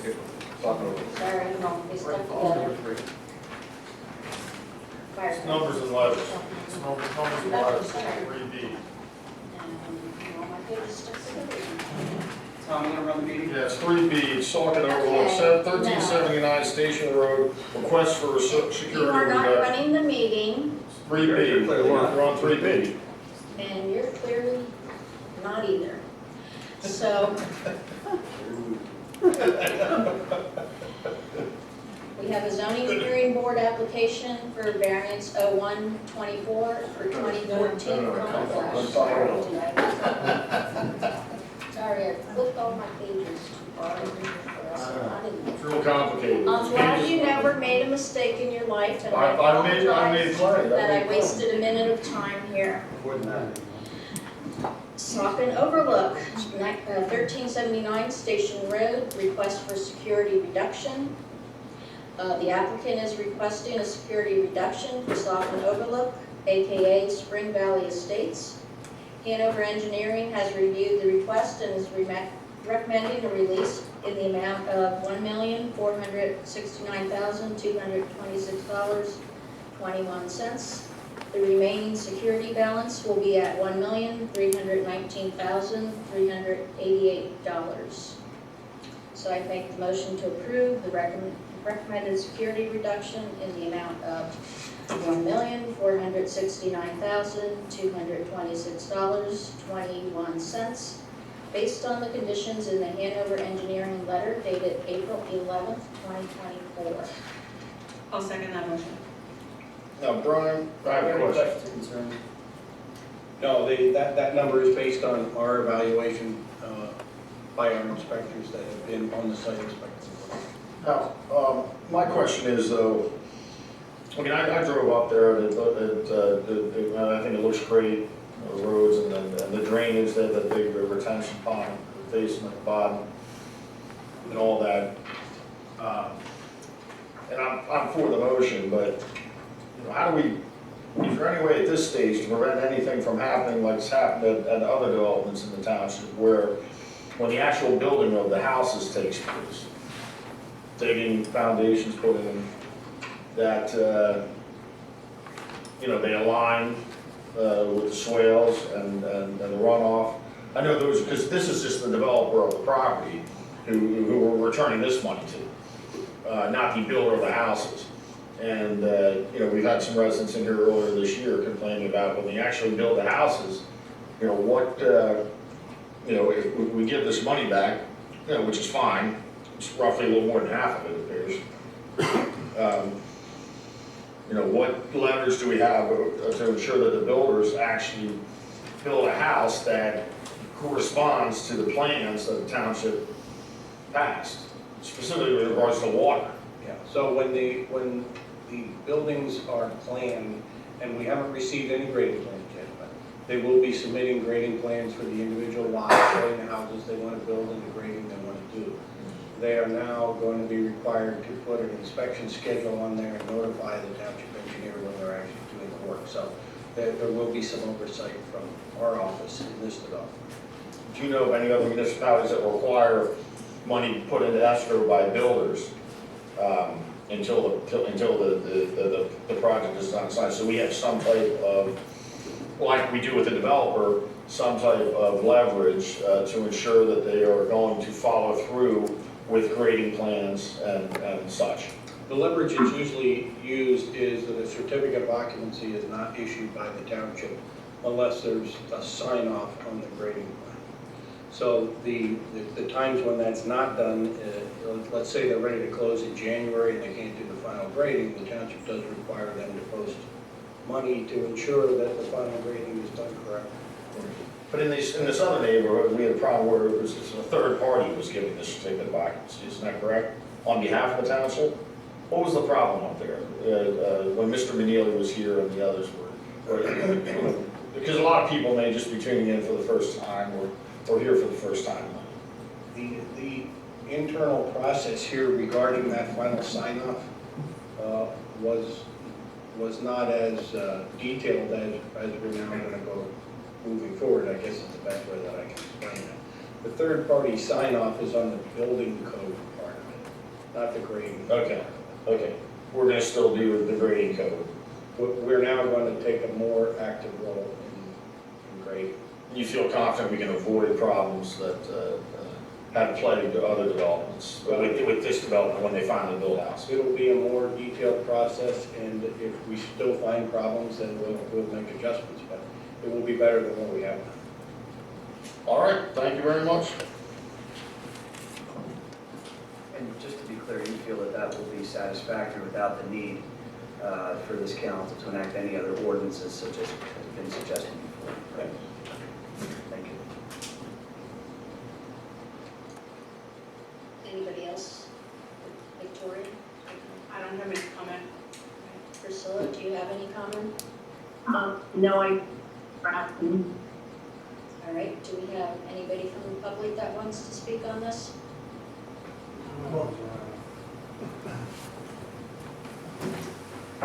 So Brian, obviously when you set things such as your sewers and your sidewalks, et cetera, also the drains and on the roads, those you can go back and inspect and make sure they're in the right place, correct? Yeah, that's what, if there's something that's going to be dedicated to the township, like in the case of a public road like this subdivision has, we have always played an active role in that. What Tom was referring to earlier was that sort of oversight on the private lot development wasn't to the same degree as it is on something that the township is going to be responsible. That's okay. I understand fully. Believe me, I have a family member who's in court over this, not here.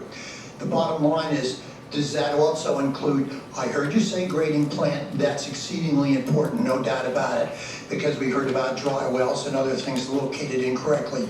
Will things such as the foundation of the home be located by your company, by Hanover, saying, yep, all four corners are squared up and that's right where they need to be according to the plan, and including any dry wells that you may have? The foundation is a different story. The foundation is covered by the grading ordinance. The developer's engineer has to go out and actually locate the foundation and submit a certification to the township that the foundation is located where it is, and elevationally and horizontally. Excellent, so they come back to you and certify it with their license at stake, so to speak. All right, gee, that's really good, thank you. All right, one more question. If they, when they're digging, if they hit a spring or something, they're required to let you know? Not necessarily. Usually what'll happen, they'll, if they can, on a site like Saucon Overlook, they can probably deal with that with an underdrain and daylight that. Otherwise, they put it into their sump pump system usually, and that's a building feature, so they don't notify us. And they're not required to? Thank you. Great, do we have anybody else from the public? Okay, seeing none, I guess we can have a roll call. Ms. Alcantara Cordero? Yes. Mr. Caroci? Yes. Ms. Ray? Yes. Ms. Kelley-Young? Yes. Mr. Benonis? Yes. Motion passes 5-0. All right, so the next item is the zoning hearing board application for variance 01-24 at 2014 Springtown Hill Road. The applicant is requesting a variance seeking relief from sections 180-34 A and B in order to subdivide property which will not meet the minimum requirements for lot width and lot size. The property is located at 2014 Springtown Hill Road, and looks like we have a group here to talk about this plan. Good evening. My name is Attorney Daniel Doherty. I represent Mark Cambosi. Mark Cambosi is on my left, and my other left here is Steve Haney, registered civil engineer and licensed in Pennsylvania.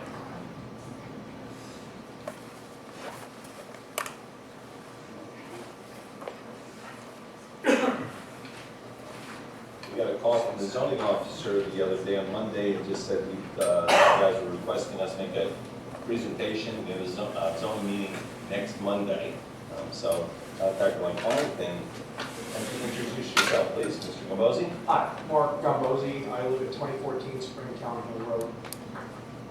And what kind of house is that? Where do you live in? It's a small 3-bedroom cape. When did you purchase it? About 3.5 years ago. Okay. And how much money have you put into the house? Definitely a couple $100,000.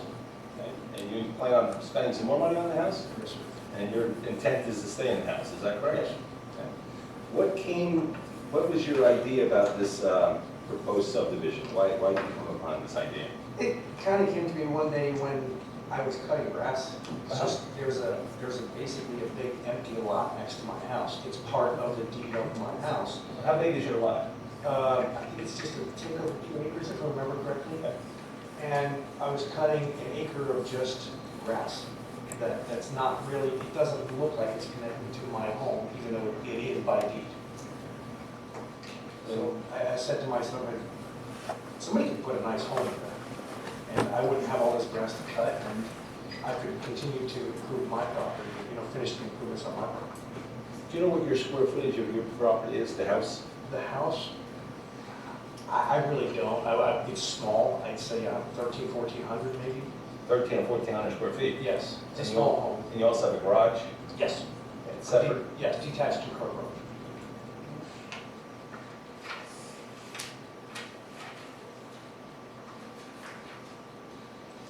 So your intent is if it was you subdivided, you would more likely sell off the lot too, is that correct? That's correct.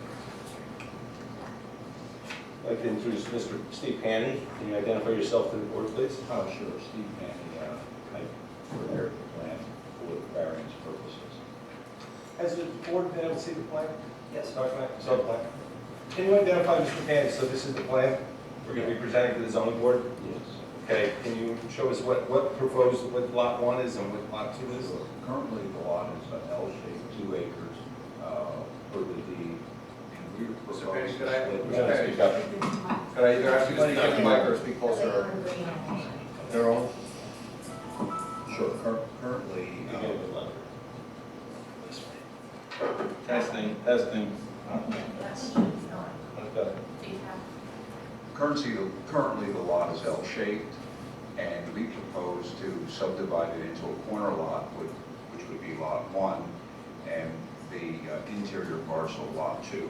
The corner lot has substantial frontage, but it would have less than 40,000 square feet. Lot 2 would have more than 40,000 square feet, but less than the required frontage. So the variance request is really de minimis on lot area and lot frontage. So the lot 1 existing where the house would be, is that's the lot area that we're a little short on, correct? Yes, it's currently developed, it's a small house. The existing amenities can easily fit on what we're proposing, and that lot 1 is 33,000 square feet.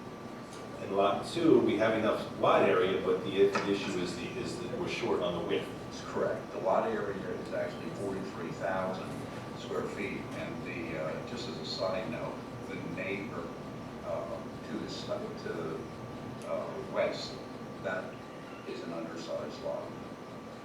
What about the lots across the street? Well, modular home and they're small parcels. So with this, doing the minor subdivision here, just to make it 2 lots, going from 2 acres into 2 lots, would that change any character in the neighborhood? Doesn't change anything. I have no further questions. I do.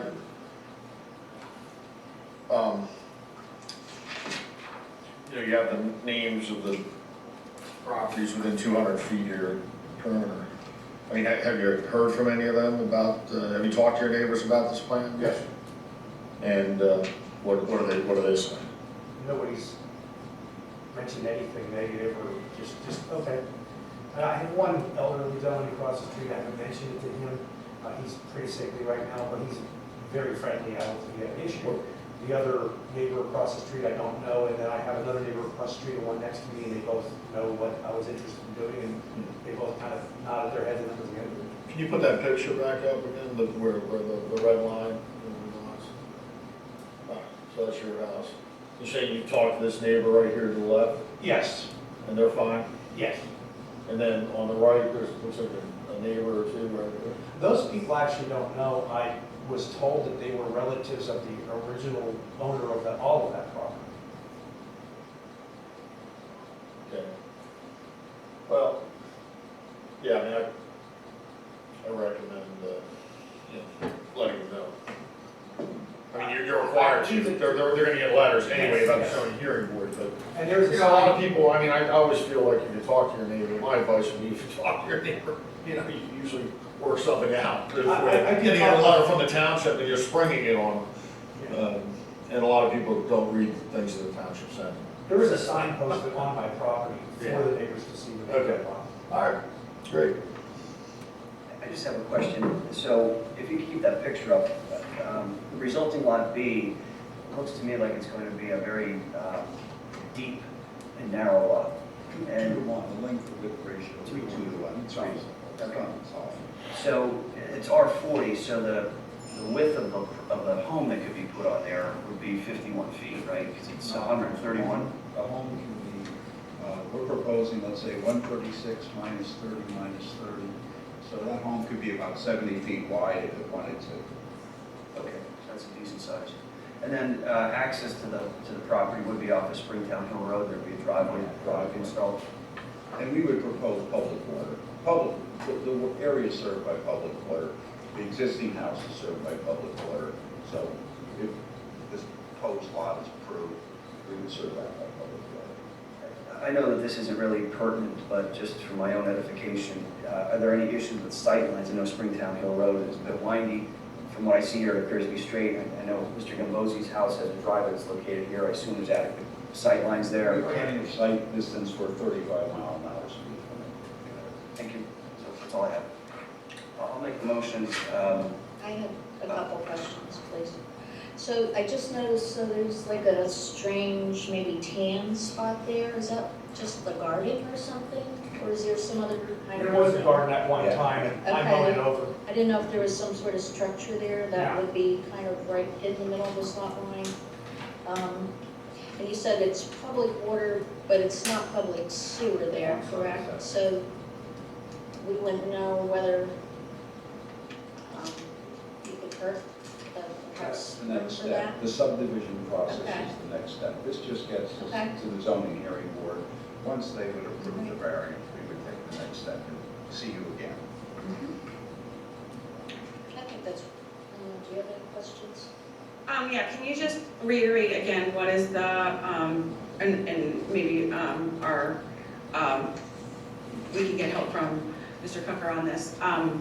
What is the requirement for this area, and what are you requesting the variance for now? The minimum lot area is 40. We're allowed, but we can't hear. Yeah. I don't know if this is what. Is this working? Yes.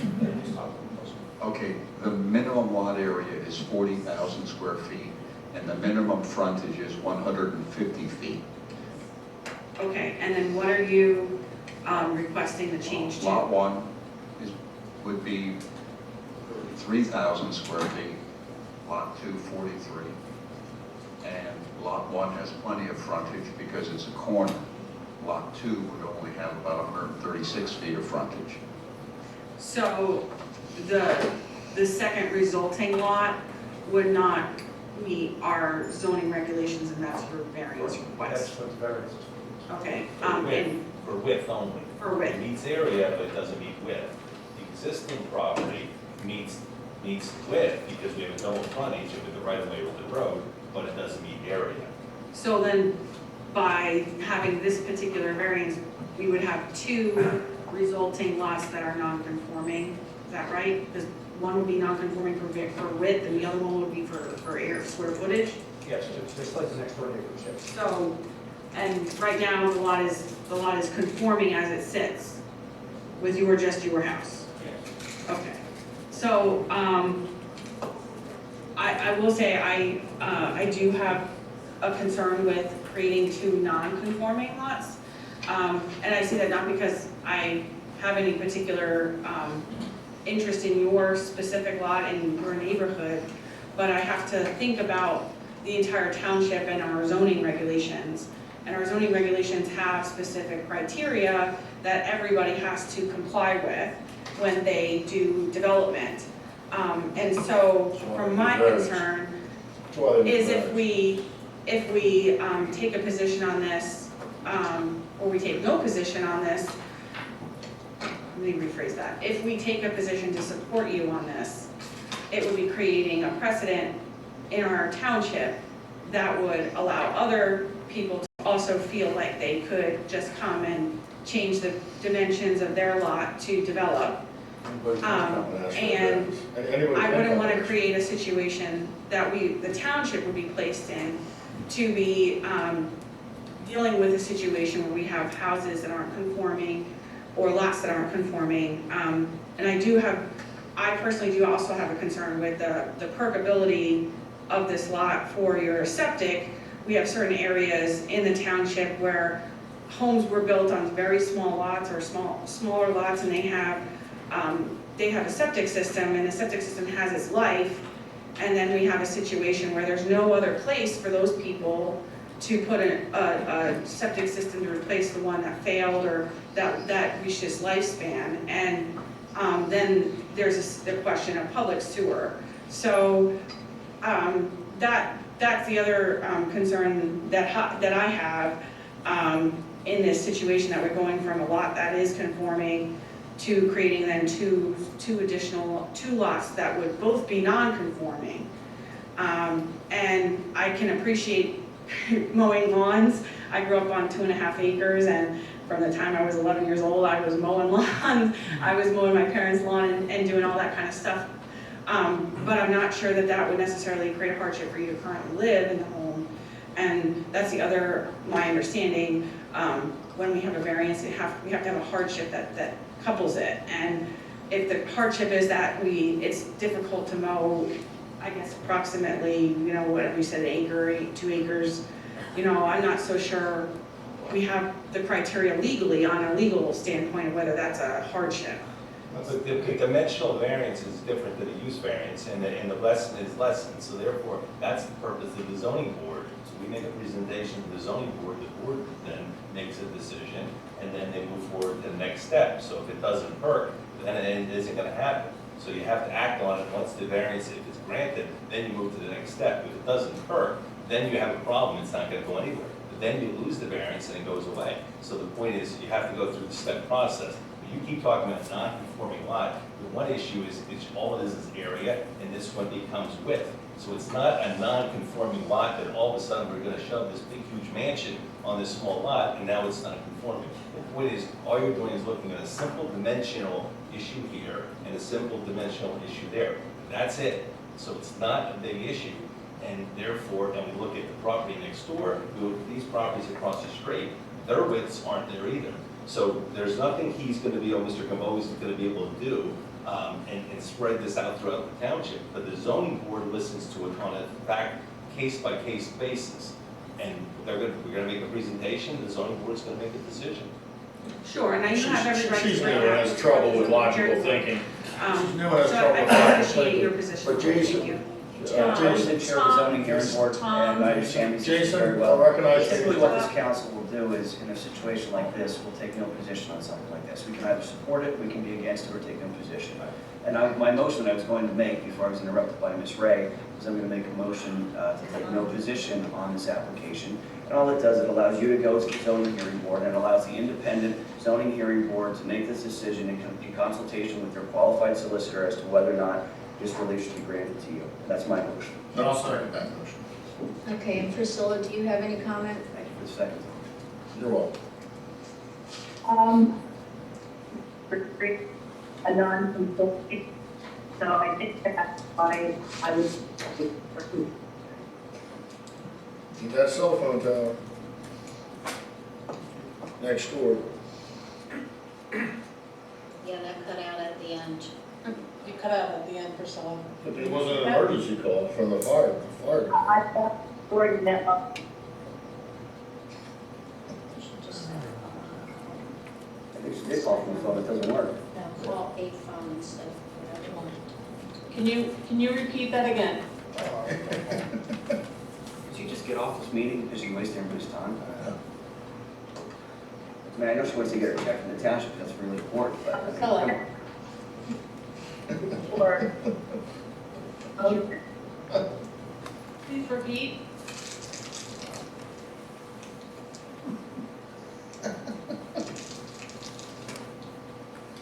Can we move along, because obviously she's not responding, I mean, it's like she's not here. Are we gonna wait until she can find like a cell phone that works, or a tower? Go near a tower. Go drive near a tower. It'll work. here, No. Cannot hear you. yeah, we just answered. We have a motion in a second. Can we vote? Let's have a vote, please, we have a motion in a second. Wasting, this guy's got two consultants, he's got an Yeah, attorney. do we he's got have an any- engineer. do we have by any- the hour. You're paying them by the hour and they're wasting your time, right? They're wasting your time. Do we have any public that wishes to speak on this matter? We don't want to skip them. Could I make just one comment? Let's have Brian go first. I just wanted to, I know this is more of a subdivision issue, but while you're here, just to kind of save you some time, if you do get through the zoning hearing board, and you submit the subdivision, obviously you're gonna have to do sewage testing on lot 2 primary. But you've got to do alternate testing on lot 1 as well. And a lot of these, like this, we get, and there's no testing on the existing home, and you waste a month because you have to go back and do the testing. So I'm just pointing that out now, so that you do that alternate testing on lot 1. You're saying if we do a perk test on proposed lot 2, that I should at the same time do it on my, would be the existing lot. Yeah, you'll have to identify 2 acceptable sites on lot 2 and 1 alternate on lot 1. Gotcha.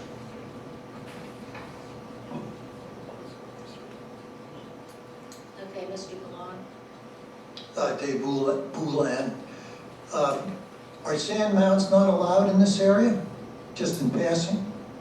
They require more lot area than the minimum lot size. So if your sewage testing comes back only for sand mounds, you've got to have 2 acres.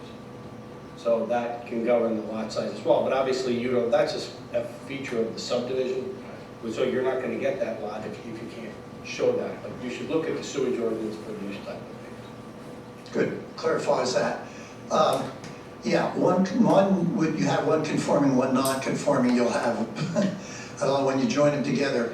Unfortunately, I was on a planning board in another state. When you joined them together, it was the aggregate sum that determined not only the square footage, but also the requirements for the facing areas. So anyhow, I don't see that here, but it seems to me that you're not creating a worse condition for this applicant. So, and I would say in terms of holding up the meeting because we can't get an answer from some member, that really should be worked out beforehand. It's not fair to hold the entire public up to clock time just because somebody can't make the proper connections. The other thing is I'd like to point out yet again, it would really be nice if we had a pointer so the applicant could show on the screen his area. And I would suggest it put right on the table there for them to use to point out things that are essential for the public to know.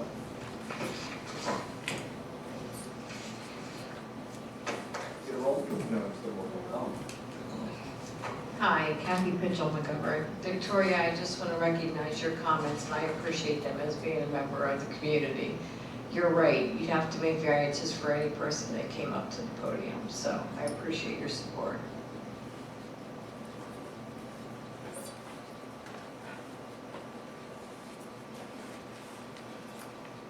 Laura, you gonna run the meeting, or are we just Anybody gonna else? sit Okay, no other comment, we'll have a roll call. And the motion is, excuse me, Priscilla? With the motion, could you repeat the motion? The variance relief is that council will take no position. Okay, no. Mr. Caroci? Yes, we will take no position. Ms. Ray? So I'm a little conflicted on this one. I'm going to say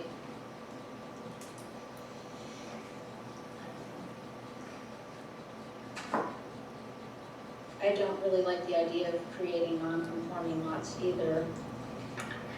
So I'll say no. It would be up for the zoning board. I mean, I don't think we would send anybody, I would just not have a. Well, if we don't send anybody, then it's no Right. position. Well, That's you no can. position, that's a yes vote. Right now, No, the vote is we no. could take a, Well, let's stick with what's in front of us. Right now, the vote's no, we're still voting, correct? We're still not done. Ms. DeLeon? No. Mr. Benonis? yes to take no position. Right. Ms. Alcoff Cordero? No, as I indicated, I just don't, I'm not comfortable with creating 2 non-conforming lots, and I would make an alternate motion that we just send a letter to the zoning hearing board indicating that the township council would not be in favor of creating 2 non-conforming lots. That's my motion. I already have a motion pending. all right, I'll second. Hold on, wait, just to be clear.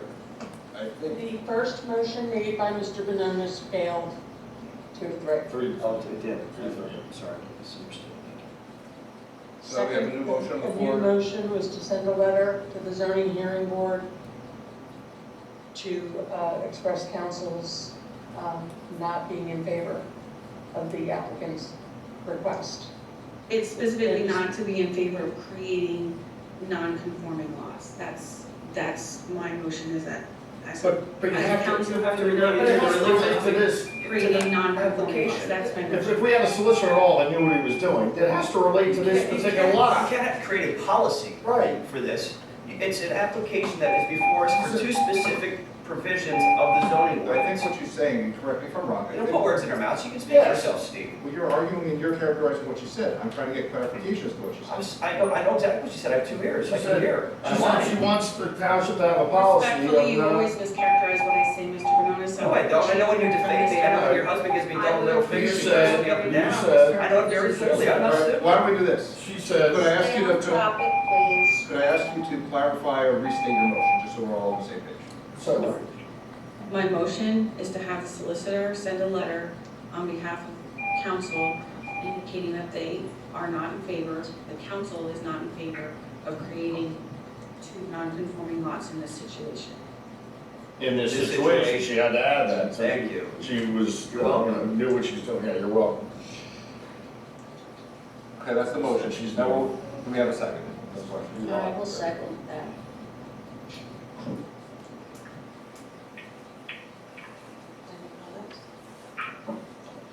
Yeah, do we want to do any? Yeah, I mean, my comments are, I think it's ridiculous for this council to take a position. We have an independent zoning hearing board that was appointed by council that is perfectly capable and tasked with making these decisions. And instead, what this council is trying to do is put their finger on the scale to unduly burden this gentleman so that he can't get relief that he's seeking. That is perfectly reasonable, but we're not taking any position in support of it. We're letting the zoning hearing board do what it's independently supposed to be doing. And instead, this council is trying to tell the zoning hearing board and influence the zoning hearing board in that independent determination. I think that's wrong. And I think that they also speak out of both sides of their mouth. They say, we don't need to expand the landfill because we can have other economic development in the township, you know. And here, this would put another tax property with a house on it, so it would be more valuable, it would be taxed, it would be assessed higher, because there would be the building assessment and a lot assessment. Right now, it's just a lot assessment. So it'd be additional school taxes, additional township taxes, additional county taxes to whoever owns that property, right? So a little economic development, very little, one house, but still, something, right? But no, they say, we don't need the landfill, and that money, which is 35% of our township budget, that keeps our taxes as low as they are, because we can have other economic development. Here's a chance for one, a simple one. You're not talking about rezoning 20, 30, 40 acres. You're not talking about any of that. It's a simple thing, and they can't even do that. They can't even do that.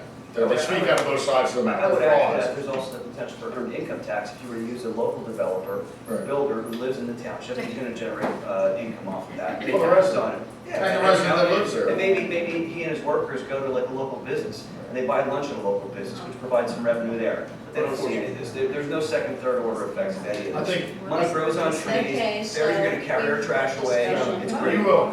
Yeah, yes, please do, please. I recognize you. I'm sorry, I believe, ma'am, that you're mistaken. You said that by making a non-conforming use or 2 non-conforming properties, that there might not be enough area for the septic, okay? Understanding that there is already enough on what I call my property, which would be the first one, we know that. And the second one is larger than what the minimum space is required. It's 43,000 square feet versus the 40 that's required, so there's more than enough area. And the only non-conforming issue would be that it would be 14 foot narrower on the street. So it's not an issue of the septic safety or anything like that. This is really just a matter of the lot being narrower. As I said, she has a problem with logic, And to but your logical attorney's thinking, point, she's your a attorney's point problem. talked about the hierarchy and dimensional variances here. We will do, So, you know, you're gonna have to litigate this, because. The only thing I can say is- I'm sorry you live in a township that is run by fools. Well, but I think you'll get a fair shake from the zoning hearing board. The zoning hearing board is independent, and I think there's some good people on there, mostly the people that we appointed over the past couple of years. And I think you'll get a fair hearing there than what you're getting. And people that understand. Get it done now, they'll clear house and they'll get rid of all those people who's on the That's hearing right. board. and they'll Yeah, say you have to do it this they'll year. do other stuff. So nothing Do it will this get done. year, So because they'll don't replace waste your time, is my caution. with people with even less logical skill than this laptop. I think we just have to, we have to allow the public to comment on this particular motion, or did we do that?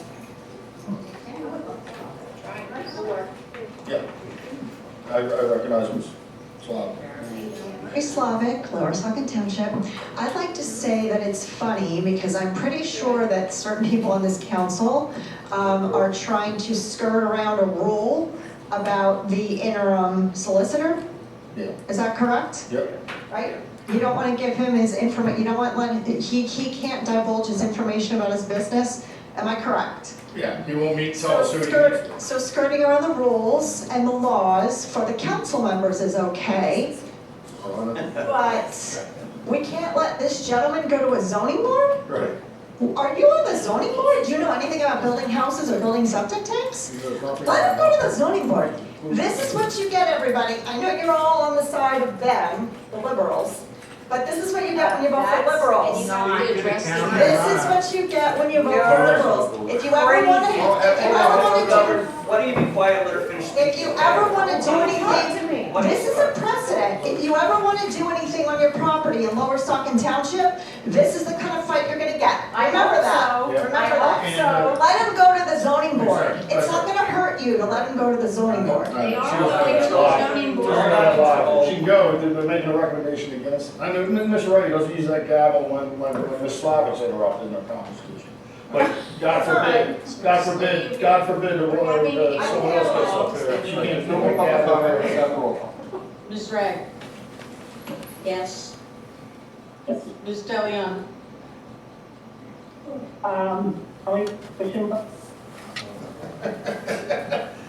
And you're paying your attorney and you're paying your engineer to be here. And she was at a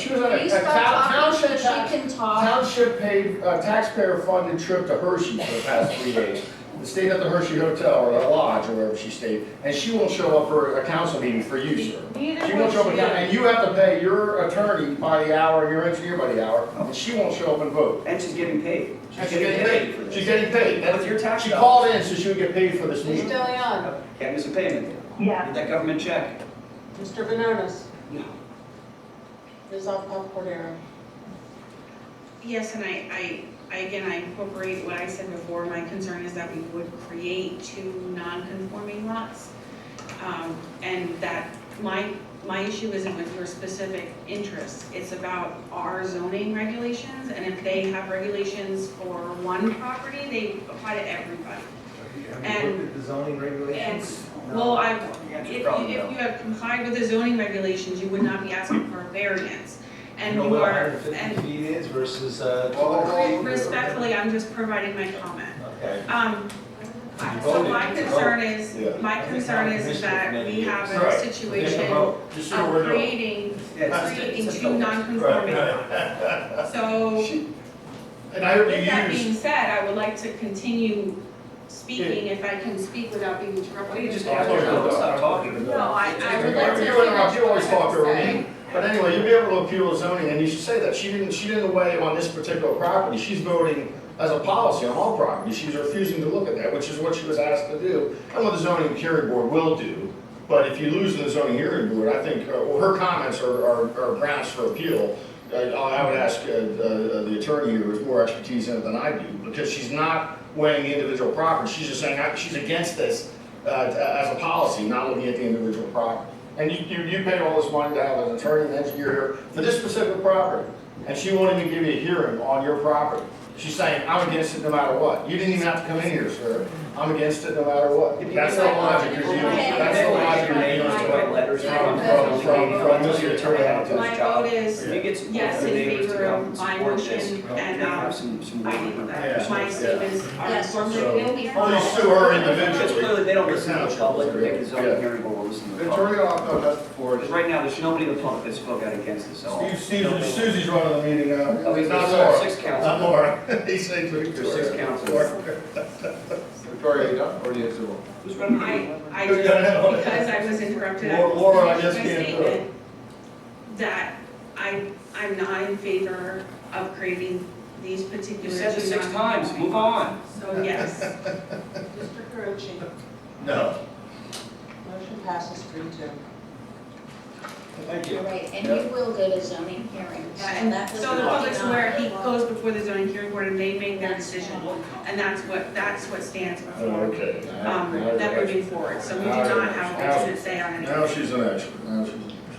All right, so the next item on the agenda is authorization to pay for payment number 4 to, did I do it again? Okay, sorry, fire funding. 2023 fire funding audit, release of annual funding. So we saw the report earlier. So this is the consideration of the township's annual donation to Lower Saucon Fire and Rescue for 2024, which is $225,000. We also do a township annual donation to Lower Saucon Fire and Rescue for their recruitment and retention program, and that amount is $10,000. I'll make a motion to approve the annual donation I'll to second. Fire Rescue for $225,000 and an additional $10,000 for recruitment and retention. Do I have a second? I'll second. Thank you, Tom. Roll call. Do we have discussion by the Discussion. You do not call roll call. Do we have Roll call. discussion at all? I just want to say, if I can, I appreciate the fire company, I appreciate everything they did. I think this is Like more fire. than- We've already told them And that I, we appreciate them. I think We appreciate the them. retention and Roll recruitment call. Roll call, please. and what they do, Roll and call, then the please. extended needs that they have. Roll call. Tom, will you stop talking? It is not roll call. It's now open to the public if all the council has Nobody from the spoken. public is old enough to speak. Haven't given an Okay, we opportunity didn't yet. even ask You them. just said it's open to the public. I said nobody from the public was asked to come up yet. We didn't even finish if council had comments. Roll call. We did not, and it is not roll call, and you are not calling roll call. Priscilla, do you have any comments to make?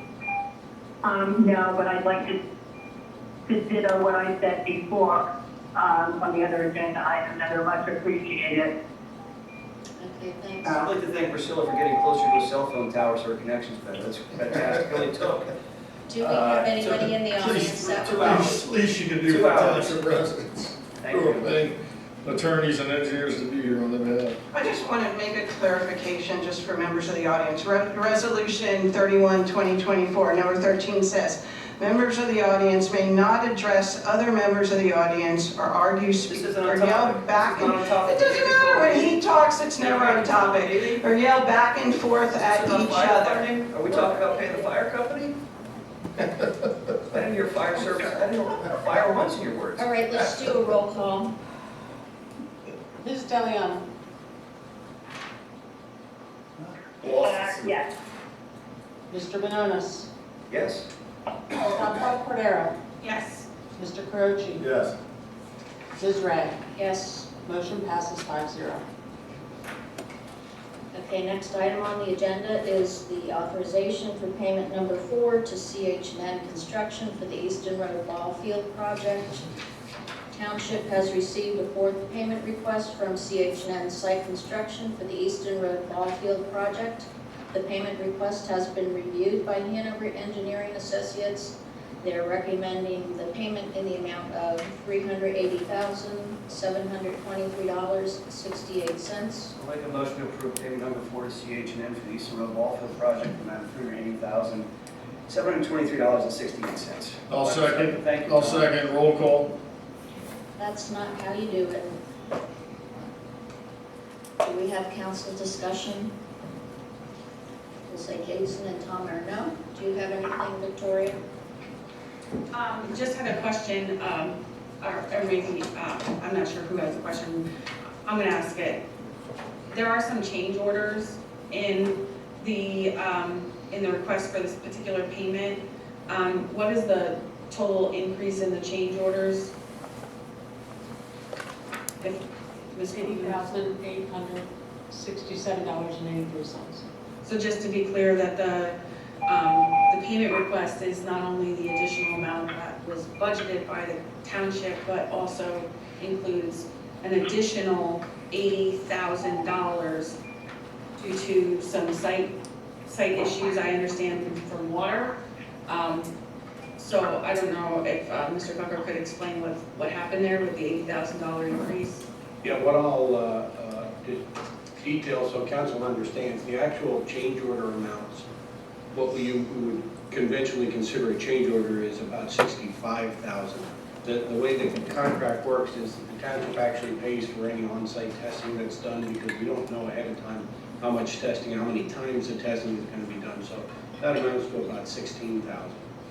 And then we did not encounter any rock on the site. So we had rock contingencies in the contract price in the amount of $20,000. So the change orders are $65,000. If we take the rock out of that, the change orders really are about $45,000. Now, the vast majority of those change orders are related to the very wet weather we had over the winter and getting suitable material as structural backfill behind the retaining walls, mostly along the Route 78 side. So that really is the bulk of the change. Thank you, Brian. So I want to, for my understanding, there is $16,000 in township costs that we would always have because of our responsibility and obligation to do the testing. Yes. So that's something that we hadn't previously accounted for, I'm understanding, for the additional that's testing. not in the contract price because that was not, the contractor had to schedule the testing, but the township had to pay for it because it's not an item that he was able to bid because you don't know that.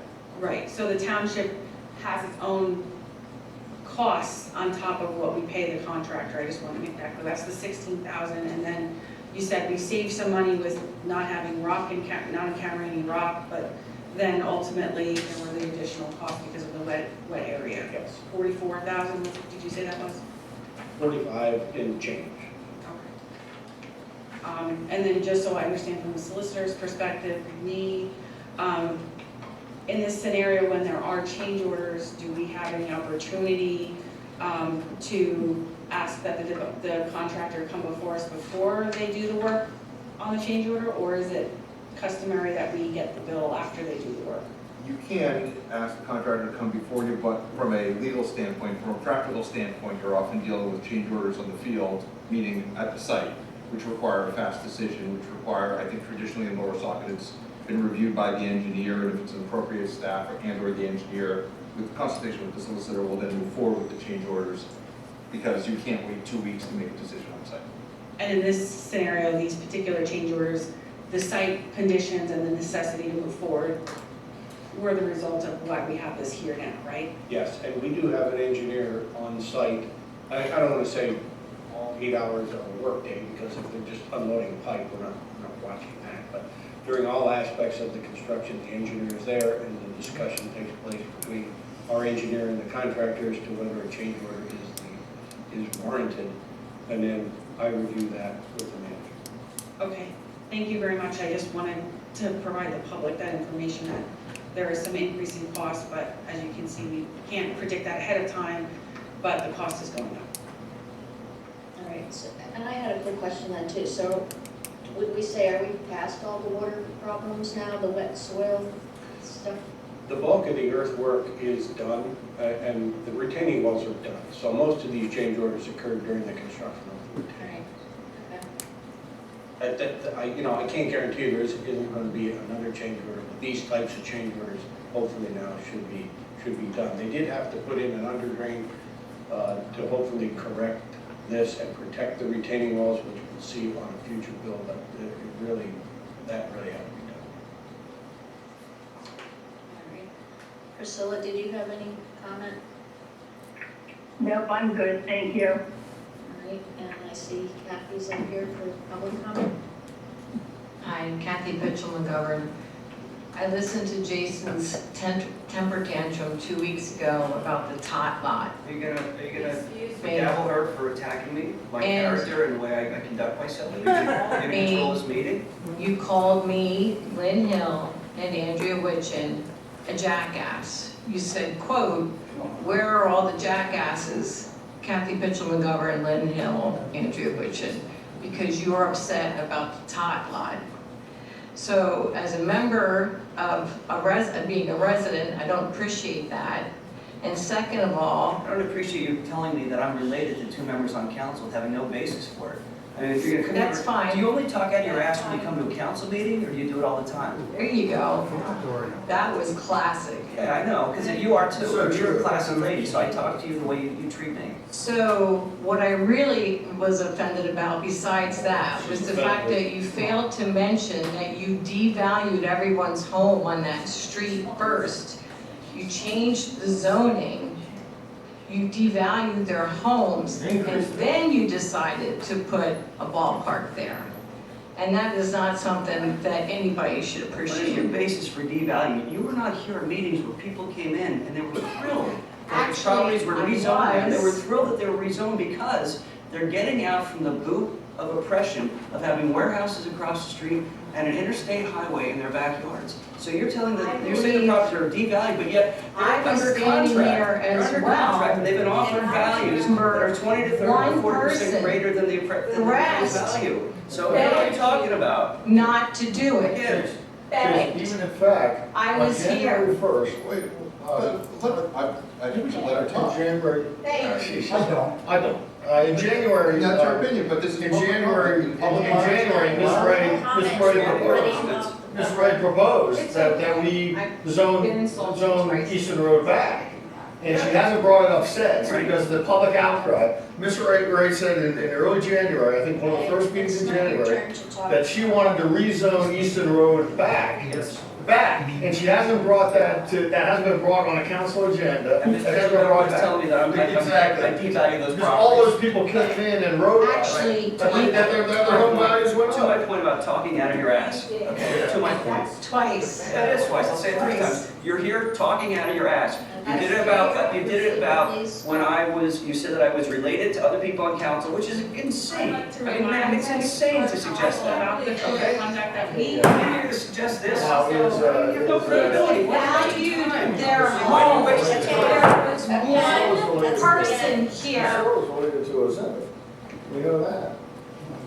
I think we should just start Go ahead, with five. just talk, get it out, get off your chest. Give her 5 minutes, I will listen, say whatever you want, Sorry, I can't hear you. I whatever. apologize. Okay, No, well, I just think you Say what should you want. finish your comment My without being comment's interrupted. over. Thank you, I appreciate it, thank you. No, mine's just about the ball field. I went to the Parks and Rec meeting, I was very impressed with what went on there, but I did find out the ballpark, so they did 300 loads of soil there, and then they have to lay the grass down. How are we watering that? Like they're underground, There's water on site. It's the contractor's responsibility to water it, and they've already made arrangements with the city of Bethlehem for the fire hydrant across the street. like, how often is that gonna be watered? Because That's gonna depend on the. so that's an extra cost that's gonna be added on, or was that in the? It is in the contract that it is the contractor's responsibility. Awesome, anybody else? All right, seeing none, we'll do a roll call. Mr. Benonis, Yes. Ms. Altough Cordero, Regrettably, yes, because of the increased cost, but understanding the legal obligation to vote yes. Mr. Carucci, Yes. Ms. Ray, Yes. Ms. Deliano. Yes. Motion passes 5-0. All right, so the next item on our agenda is Resolution 42-2024, transfer of funds to capital. Following review of the council video and staff notes, it was discovered an initial motion was not made at the last meeting. We do require a resolution to be discussed and approved by council. This was to move the funds from the general savings fund over to the capital fund for the ballpark project. So we have to do this again, because Well, it wasn't done before because there's always so many disruptions by. disruptions. It's always Not the competent people that run the meetings. Exactly. Not the solicitor who's supposed to be paying attention Okay. and making sure we're I legally agree with compliant, people. certainly not him. So I would make the motion to transfer the funds from the general fund to the park capital fund in the amount of $2,008,646.48. I'll second the motion.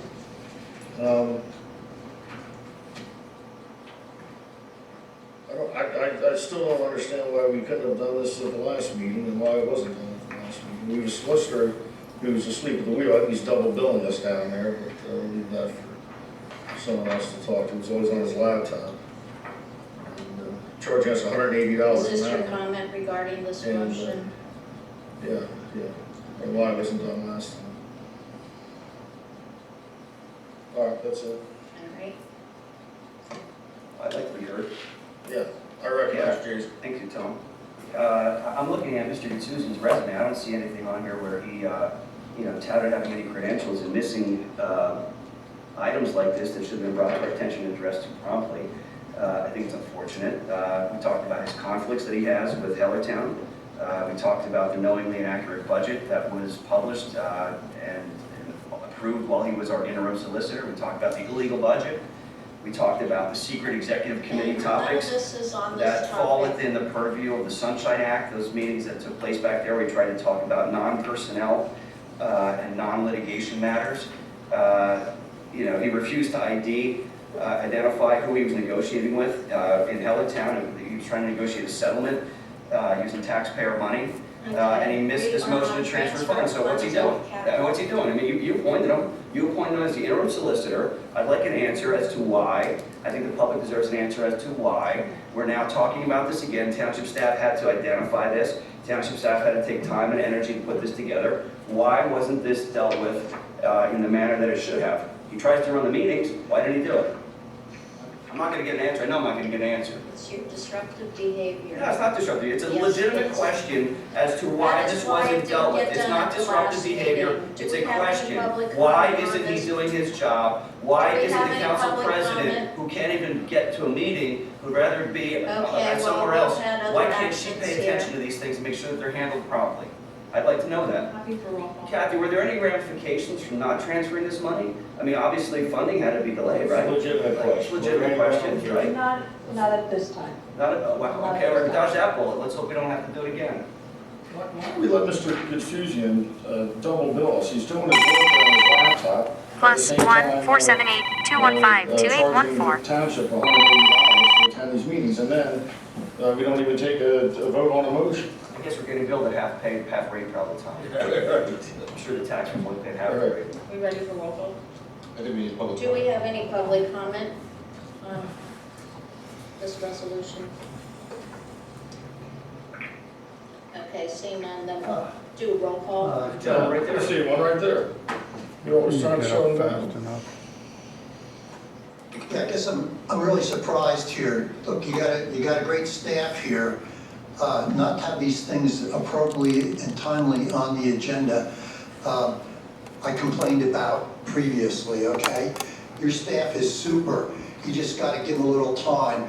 Again, the arguments that I'm hearing from certain people here are ones that really relate to the fact they have not studied the material. You don't believe this, Ms. Ray? Would you like me to question you about some of those things? You people just don't understand things, and when they come in front of you with their attorneys, even the attorney here made comments about it. That's really embarrassing. The bottom line is back to the topic here, and that is not paying attention to what's really going on. It's absolutely akin and right on target with you people, certain of you people, not reading what's in front of you and understanding it, and going to the other meetings and understanding what other boards do. It's quite apparent that wasn't happening here. And now it's apparent that these things are not showing up on the agenda in a timely manner. You gotta pay attention. You're in control now, unfortunately. So I'd ask you to do that. Thank you, Mr. Lyon. Anybody else? All right, seeing none, we'll do roll call. Ms. Alhoff Cordero. Yes. Mr. Carucci. Yes. Ms. Ray. Yes. Ms. DeLeon. Yes. Mr. Benonis. No. Motion passes 4-1.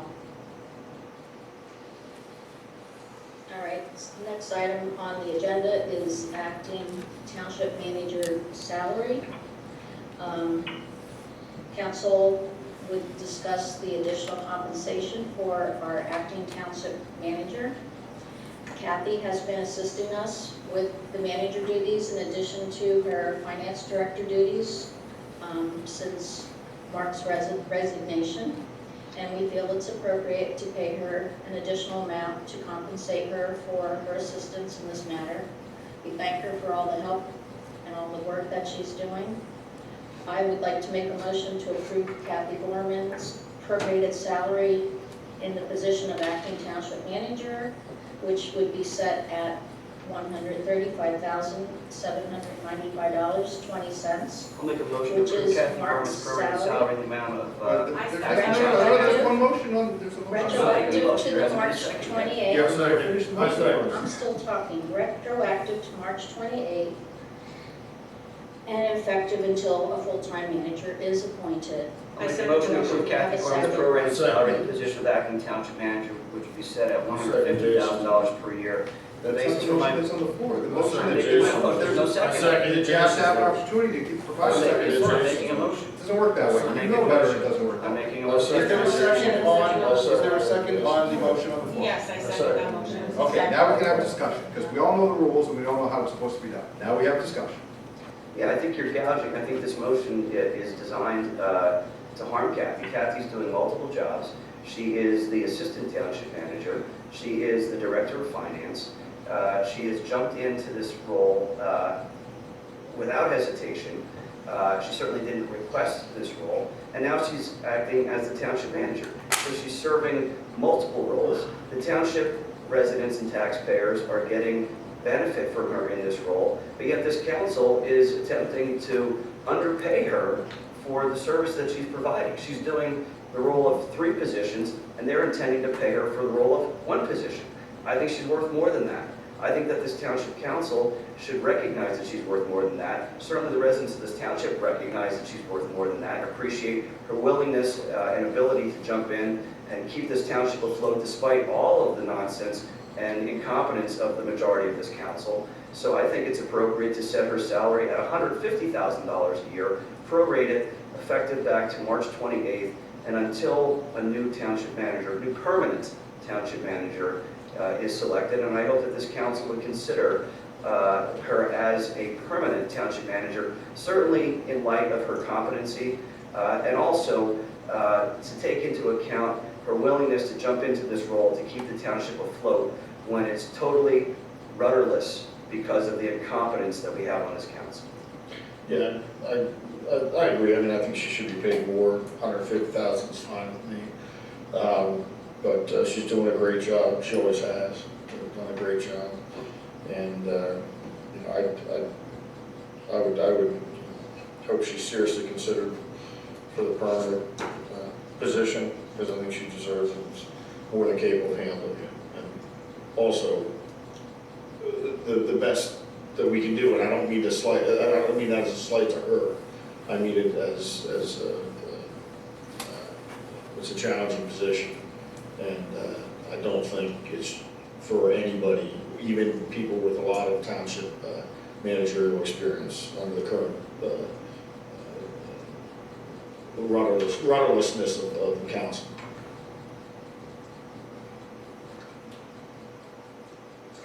Do you have any comment, Priscilla? There's 2 motions, which, No. No, which, there's one motion on the floor. And that was. did somebody second your motion? Victoria did. Oh, okay, I didn't hear that, sorry. Okay. Yourself. And then Jason in the middle of it made a motion. Well, tried. So that, You can't. that's do inappropriate. motions at the same time. No. No. She voted no. So, She voted no, okay? Voted no twice. I heard no twice. Yeah, we didn't do a roll call. So, no, and we have to do public comment, so. right, we're doing our comment. Priscilla, so you know the motion on the floor is to approve the salary for acting manager at $135,000 and change, which I understand to be the salary of Mr. Hudson. at the time that he resigned. So that's the motion that's on the floor. There is But we're no not having a roll call yet, we're just doing comment. I did hear that. Yes, okay. Thank you. Do we have public comment? Roll call. We don't have public comment? Okay. I'm asking for public It's not comment. quite clear what you want, sir. Public comment. Tom wants a roll call. Yes.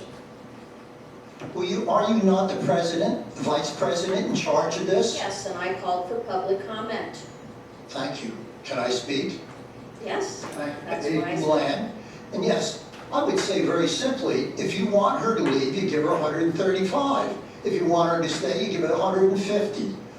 There's nobody that sits between the desperate two sides of the council that's going to put up for this long if it's going to be 135. She's demonstrated her competence again and again and again, and I wish some of these people on this board had done the same or will do the same going forward.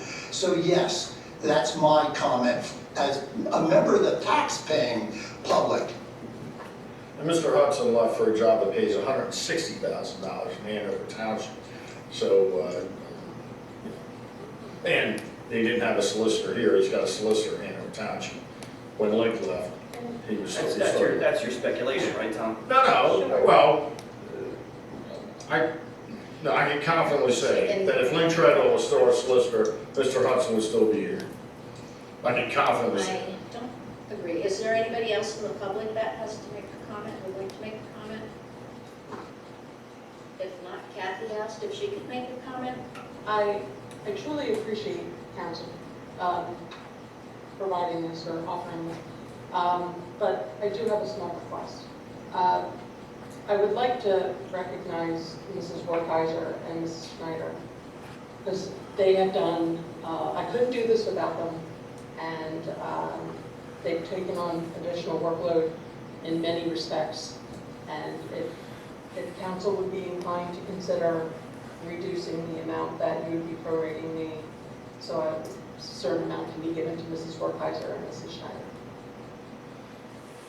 I think you deserve every dollar of it, and I think they do as well, so I think we can make a separate. I think it should be in addition. I'll make a motion that it's in addition. I'll make a motion that it's in addition to. Hang on, one moment, please. Can we just do this one motion? Yes, number one, there's a motion on the floor. Number two, we all should know that if we're going to incur costs for the township, you can't just vote on it now. We have to put on the next agenda, of course. But Tom's been making that motion. I wouldn't want council to approve anything more for me that would cost more for the township. Tom couldn't make a motion because the motion was pending, Steve, you just said that. You can't make a motion to spend money.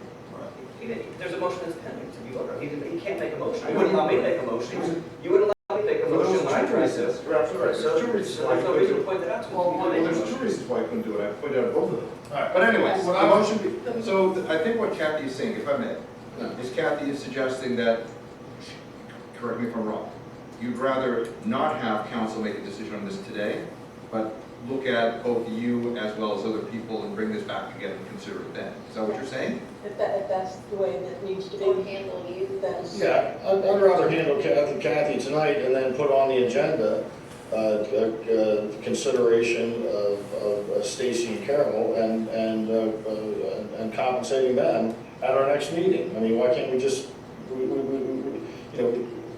I think 135.7 is fine. I think it should be more, but I can go along with 135.7 for Kathy. And then, to me, it's separate. I don't like lumping people together like that. I think, we have to pay our acting township manager what she's worth, and then there can be additional. I understand everybody in the staff really has picked it up. So I think that we should vote on the motion on the floor, and then reconsider at our next meeting these additional items. If I may, be very nice. sure. So if I'm understanding this, Ms. Bowen, I understand that you would like us to reconsider compensation for you and for the other two of our staff who are very appreciated for what they do. And without having that information ahead of time, I think now that you've said that, I definitely feel like I need to reconsider, and I would like to actually consult with you to figure out what would be the most appropriate way for us to compensate the other staff members that have been going above and beyond. So I don't think it would be appropriate to vote on the motion as was stated in light of Ms. Foreman's comment and what she has requested, which was that her salary not be considered without the other two, and how that would factor into our budget. So I think I would rescind my second. So the idea would be that if that's what council wants to do, just we walk this through, we then withdraw the existing motion and not make it, and essentially table the motion until the next time we meet, and then separately we can put on the agenda the salary issues with regard to other individuals. I would be comfortable with that. So are we clear, is there a withdrawal of the motion? Do you have a comment, Priscilla? No, I'm good with that. Okay. So I'll rescind my motion, or table my motion, I guess, whichever it needs to be. And then we consider it at the next meeting as a overall view for the staff. And the second's already been rescinded, correct? Yes. All right, I'll make a motion to pay Kathy Warman $150,000 prorated back to March 28, 2024, until the time that a permanent township manager is hired and begins working for the township. I'll say. Thank you, Tom. We have comment up here. I think I just incorporate what I just. I have no comment. Okay. Go ahead. I hear you. I incorporate what I had said prior. I think this is inappropriate at this time in light of Ms. Foreman's request. I thought Priscilla. No, Priscilla said something. Yeah. I Priscilla said she think had she comments. said no comments, is what I heard. I said I had no comment on that. I was comfortable with what we did before. Do we have public comment on this motion? Okay, seeing none, we'll do a roll call. Ms. Ray? No. Ms. Delion? No. Mr. Benonis? Yes. Ms. Alcock Cordero? No. Mr. Carucci? Yes.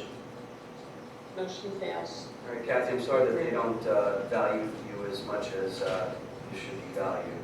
I'm going to make it, and that has nothing to do with Carol or with Stacy. I'm going to make a motion that on the next council agenda, that we include an item to also look at their compensation in light of the additional duties that they have taken on in their respective roles to help keep this township running, and their assistance that they provided to the acting township manager, Kathy Warren. I'll say. That was already. Do we need I'll a say. motion? Well, you guys will put it on the Yeah, that agenda was or the not. idea of what we were going to do anyway. I don't know if we need a motion to put it on the agenda. Motion will definitely be on. If you don't have a motion, it cannot get on. It's the cash. We forgot to even take a motion. So yes, so just to be clear, There might not be an oversight that you forgot to vote I on. understand that, I'm not. You forgot to vote on it. What I'm saying is you don't need a 3 motion to seconds. put something on the agenda. However, if there is a motion to put something on the agenda, there's a motion a second, and you can vote on it, and we can put on the agenda that way also. There's also obviously an informal way that we put things on agendas, but so be it. Sometimes, somehow they don't get on their agendas, like the Eastern Road rezoning that they wanted to do. Remember that one? All right. I do. Okay. So you have a Do we motion have and a any second. public comment on this? We'll say no. Okay, so do we want to do a roll call? Ms. Delion? No. Mr. Benonis? Yes. Ms. Alcock Cordero? No. Mr. Carucci? Yes. Ms. Ray? Well, I'll say no, but we are having it anyway. We're Yes. discussing it. We just don't need motions to put things on agendas. Motion fails 2-3. It's fine. All right. Next item is Resolution 43, 2024, appointment of Township Labor Attorney. Make a motion So- to retain Michael Miller's firm as the township labor attorney. I'm not aware of him ever having been terminated. He provided competent labor attorney services to the township for a number of years, negotiated a number of contracts very favorably to the township residents and taxpayers. I'm not sure where this is coming from, to appoint a different firm as the township labor attorney. Right, I'll second that. We had a competent labor attorney prior to this. They're just trying to penalize him because I guess he worked on the library thing too. And he's actually the labor attorney that the county has used for years, and has done a good job according to people I know in the county. He's done a good job. Actually, I'm going to amend my motion. My motion is going to be amended to actually adopt Resolution 43-2024, but to amend the first sentence where it says, whereas the Council of Lower Saucon Township appoints Hoffman and Labick as a township labor attorney, and instead substitute in Michael Miller and his firm. I'll second that motion. You understand my question? Because Yes. nobody. Well, it's in the township records, we know, because he was our township labor clerk. He's not McNeese Wallace, it's, I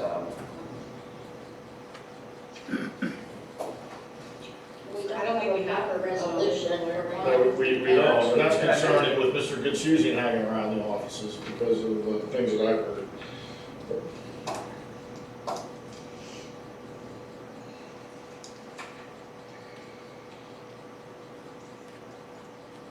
Is there a reason why they didn't vote right now? Eckert Siemens is the name of the Eckert firm. Siemens, it's Eckert Siemens. Yeah, so my motion is to amend and adopt Resolution 43-2024. Again, the first sentence would read, whereas the Council of Lower Saucon Township appoints Eckert Siemens and for Michael Miller, Esquire, as the township's labor attorney.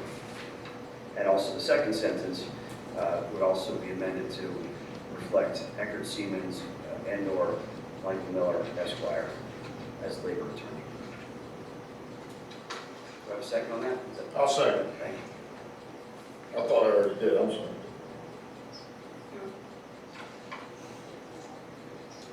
Yeah. It's true.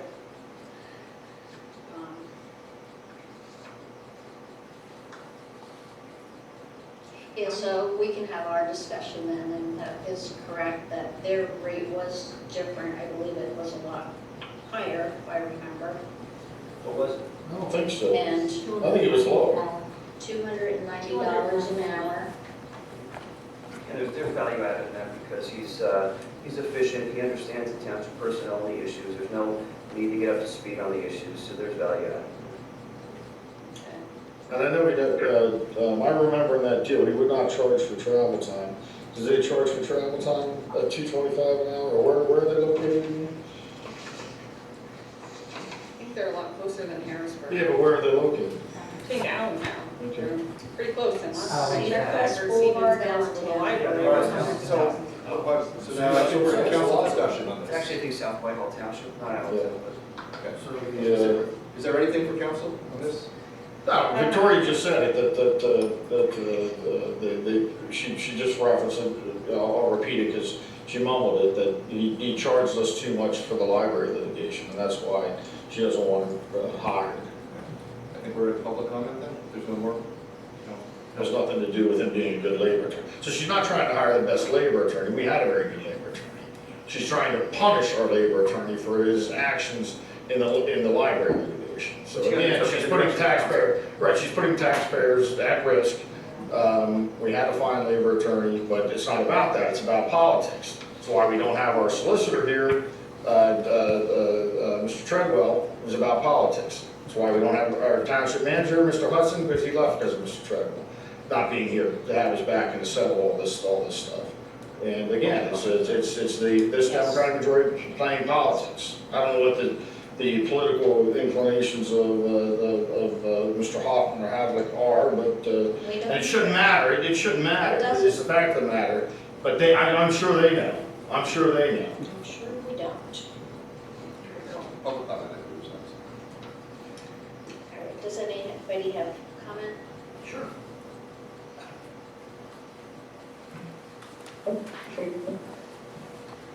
Dave Luan, Alice Drive, Lower Saucon, still.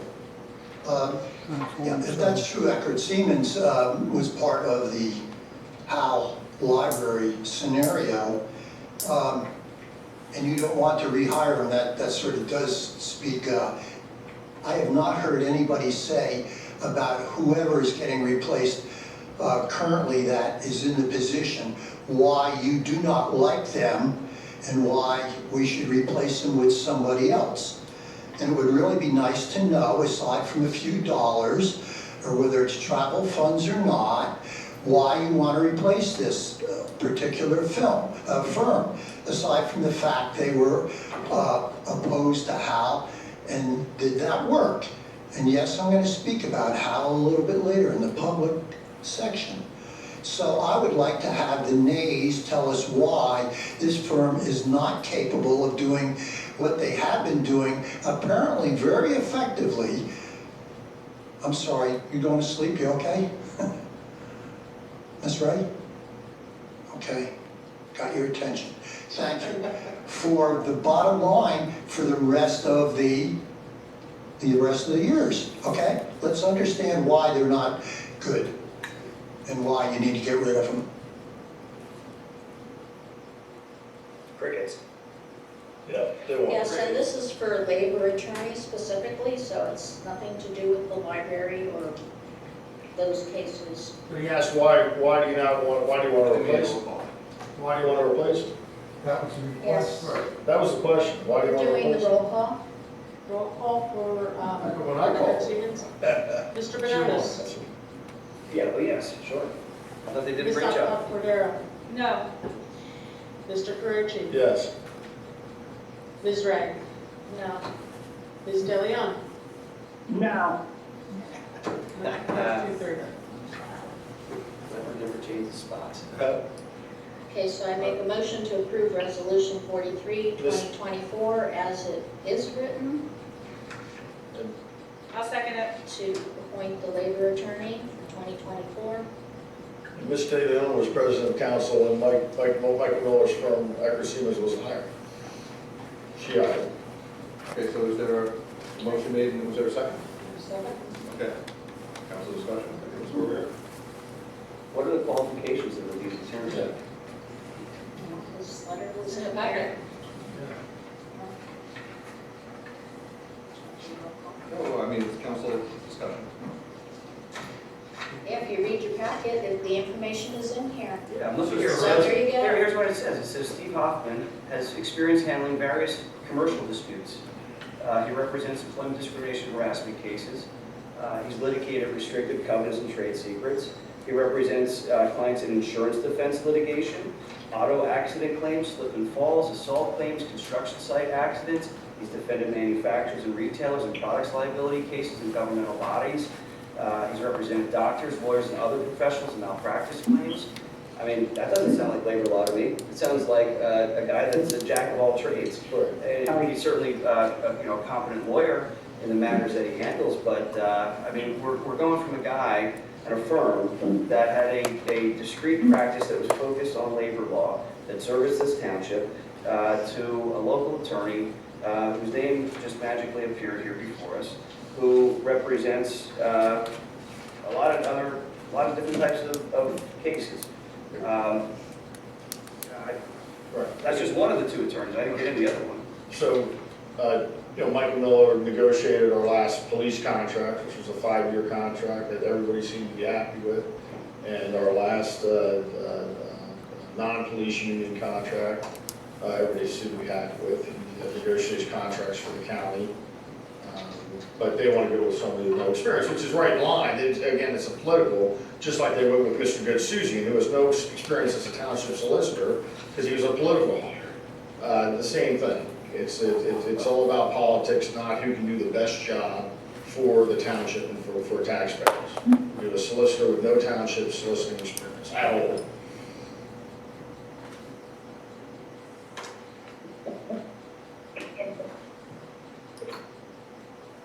being recognized. I would respond to that if I may.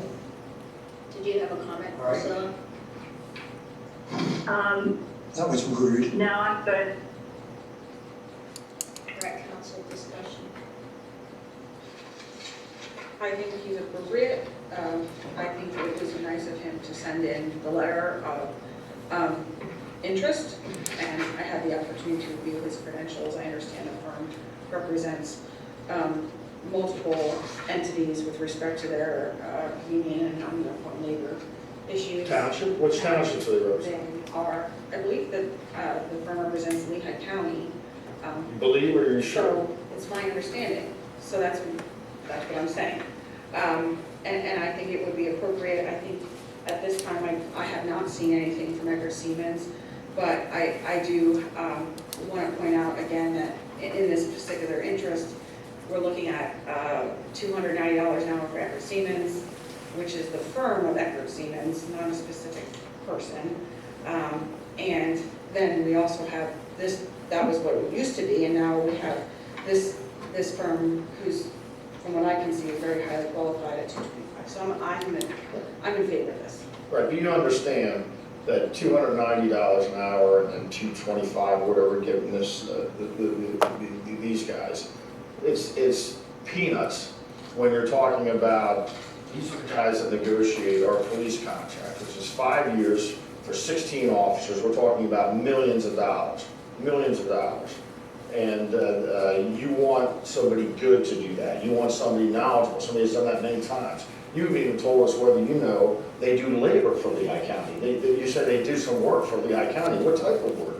What labor contracts have they negotiated for Lehigh County? Have they done a police contract? Have they ever done a police contract before? Have they ever done a non-union police contract before? We don't know any of that. We don't know any of that. And that money is so minimal for what a bad labor attorney can cost you in negotiations with employees. That doesn't even, whether it's benefits or salary.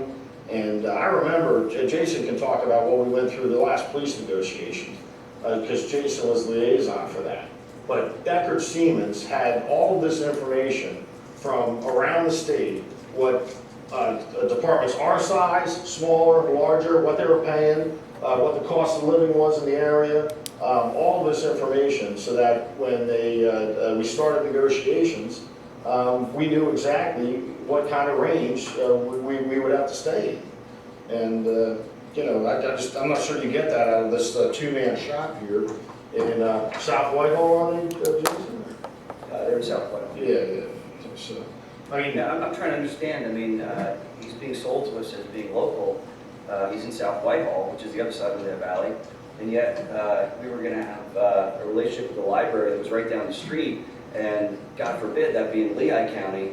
I mean, it might as well be on the other side of the Mississippi River. Right. So, you know, it's convenient in one breath, but not in the other. So, it just shows again the hypocrisy.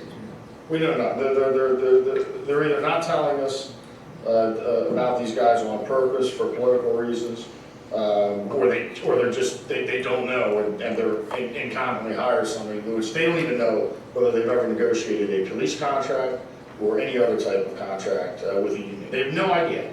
You cannot tell me, and nobody sitting here, Victoria, Laura, or Priscilla, can tell me if they have ever negotiated a police union contract or any union contract. Or even our interim solicitor. I mean, but he won't answer any questions, of course, but you know, that's what I'm not asking. That question. So they're going to vote. They're going to vote to hire a labor attorney who have to deal with not just contract negotiations, but any complaints filed by police officers or anybody in the staff and all that. And we have no idea of their experience level in that. But they're just going to hire them. So I mean, I think we make a motion to table this until we find out more information about these guys. Yeah, that's not the motion that's before you. That's my recommendations. And we'll need one if you are. We're at public comment. We're at public comment now, I think, is what I said. Yeah, I don't know. Priscilla, did you have a comment or did you pass? No, I'm good with the resolution, that's the motion. Okay, so, public comment now. Dave Boulan, yeah, I think the old saw about penny wise and pound foolish really applies here. You don't want to get a second-rate attorney when you're talking about millions of dollars. People with knowledge, background, been there, done it, et cetera, year after year after year are invaluable, especially when it comes to negotiations. If you don't understand that, and yes, I did read the packet, yeah, I do know they're from Whitehall Township, and yeah, I think there's 2 in the big firm. So yes, so what you just said earlier, I don't get your packet. If you want to send that to me, I will read that gladly, all of it. Or maybe I'm wrong, Kathy, is that all of that the council here sees, what I see on the web?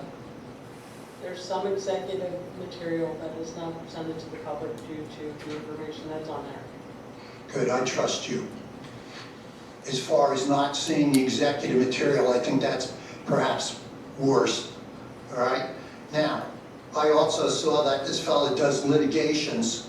Does this say that he's strictly going, I see that far away look in somebody's eyes again. If that's not true, correct me, but I don't want to see an attorney that's supposedly an expert in negotiations starting to do litigations also. All right, I didn't look into this guy's background at all. It's not on the web. It's not something I'm going to easily find out. So I would like to think that maybe one of the attorneys on the council who's for this person could have given us a complete rundown, all the cases, cited all of the work that this person has done in order to bolster his potential as a hire. Instead, it's, I think, I recall, that's not good. That's no good. That's really second rate. So I'll leave it at that. And I'd like to think that maybe some of this impinges upon you people. If we had a real solicitor, all that would have been done. We would have been briefed on the types of cases and clients they have and what they've done for those clients, but we don't have a real solicitor. Anne Marie Slavic. The thing that I'm concerned about with this council that I see more and more as I attend these meetings is the fact that, like for this situation, you are just picking willy-nilly an attorney. You know, neither one of you, again, I said this last time I was here, I mean, you've spoken, you just sit there and basically, you're like a check mark. You're like, yeah, whatever they want.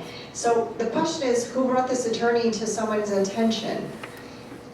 This count, I'm sorry. Our former manager. Okay, the former manager. So he recommended him. No, he wrote a letter to the former manager, that's all. Oh, okay. Now see, in my opinion, because again, remember you're working for the government here. You got taxpayer dollars, pay for everything here. Everything here is taxpayer dollars, right? So it seems like you should put bids out for this kind of job. Like, who wants to apply? Let's send your resume, send what you've done, let's see what you've done. That's the kind of responsible council I would expect. But as a taxpayer in this township, what I see is shady stuff. It's shady. Going from interim solicitor, we don't need his information, we're gonna waive it. Why are you waiving it? Why are you wanting to break? You can't even allow a gentleman to put a home and to sell his property. It's 14 feet. Did you do the calculation? It's 14 feet is the difference, right? I mean, and you're like, rules for thee, not for me. That's right. Rules for thee, not for me. So you're not following any rules, you're not following any ethics, you're just willy-nilly hiring an attorney, and then you say this gentleman here can't sell his property or change, he can't put a variance for he wants to sell his property because it's 14 feet of a difference, and you have a problem with that? You don't have a problem hiring an attorney that doesn't know what he's doing. You don't have a problem with that. Shady, shady, shady, shady. So, Susie, have we ever advertised this position? We did not advertise. Well, why not? We would not advertise. Do townships usually, not that you've ever been a township solicitor before, but let's pretend you are one. Do townships ever advertise labor attorney positions. Sometimes they do, sometimes they don't. They don't You're have. saying that as a pretend township solicitor? No, I'm saying that in response to your question. Okay, and what about boroughs or none others? They also advertise it? Sometimes they do, sometimes they don't. How often would you say, 50%? Okay, can we do a roll call? There we go. When your solicitor's an attorney and he's defended by a non-attorney, it's hilarious. Wasting more time on the comments. It's hilarious. She needs to defend you, Steve. You're so unprepared. Yeah. Ms. Cordero? I'm voting yes in this, and I want to reiterate to the public that both the resume and the letter, I think, were part of the public content, which is what we have. I think every member of council had the opportunity to speak with this attorney and call him and ask him the questions that they have this evening. So if they haven't done that, that's on them. I'm comfortable with the information I received, and I'm comfortable with hiring this particular labor attorney, so I vote yes. Well, I'm gonna have a comment on that. Yeah, I'm gonna have a comment on that. She accused us of not calling, and you're right, I did not call him. I did not call him, but I'll tell you who, I did call a Chad Saylor who's supposed to be hiring our new township manager, and he won't call me back. So I assume the majority have said don't call him back. So I kind of feel like, what's the point of calling? I'm sure they've already told these guys not to call me or Jason back, because that's how they operate. That's who they are. Or Mr. Good Susie told him, Good Sleazy and told him to do it, to not call us back. But I'll vote no. Ms. Ray? Yes. Ms. Deleon? Yes. Mr. Benonis? No. Motion passes 3-2. All right, next item is the Cyrusville Hall electrical upgrades quote. Council will consider approving a quote received to upgrade the electrical board in Cyrusville Hall building. Quote received is in the amount of $22,440. Township received a grant in the amount of $75,562. This is one of the upgrades falling under the grant award. So they are CoStar's vendor. They are our current electrical inspector for our emergency server. And as I stated before, the quote is from $2,440, and this is part of the grant that we received from the Northampton Lehigh County Local Share Grant, and one of the upgrades to the building. So, if you want time to approve, I will notify them. So I would make the motion to approve accepting this quote from Alvarado. I'll second it.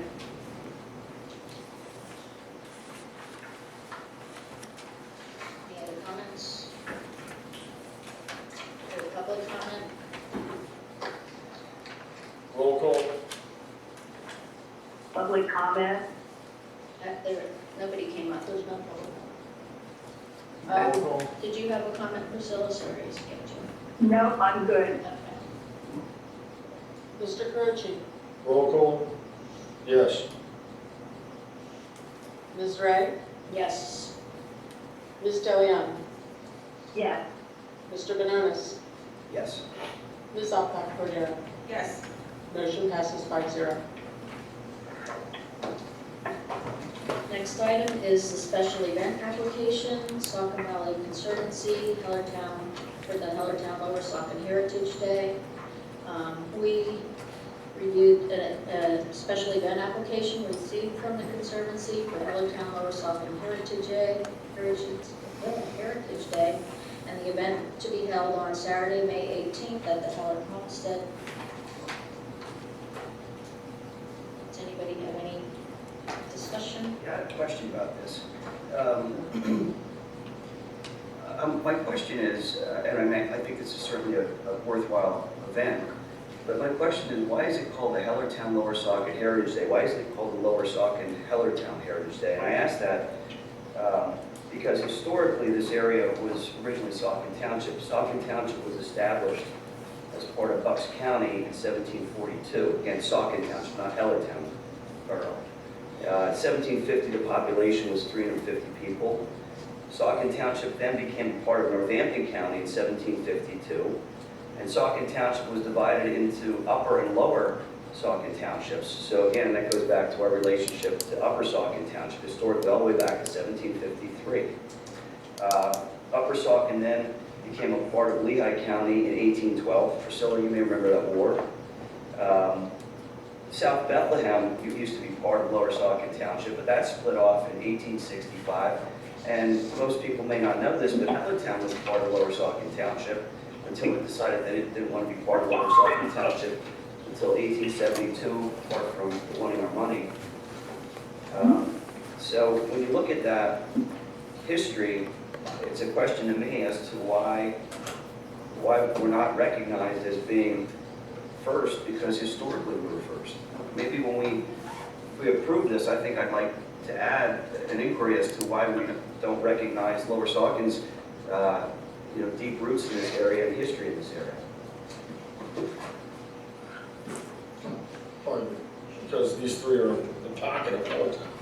Probably because it's in alphabetical order. There's no priority of one is better than the other as far as Well, this is heritage. We're talking about heritage here. Conservancy is history, heritage is history. So I'm talking about history here. I'm not talking about alphabetical order. I know you're having trouble with the alphabet here. The 1, 2, 3, 4, A, B, C, D, F, G on the agenda. I'm talking about history. I'll make the motion that we approve the special event application. Again, I would reiterate my second. It really is. Do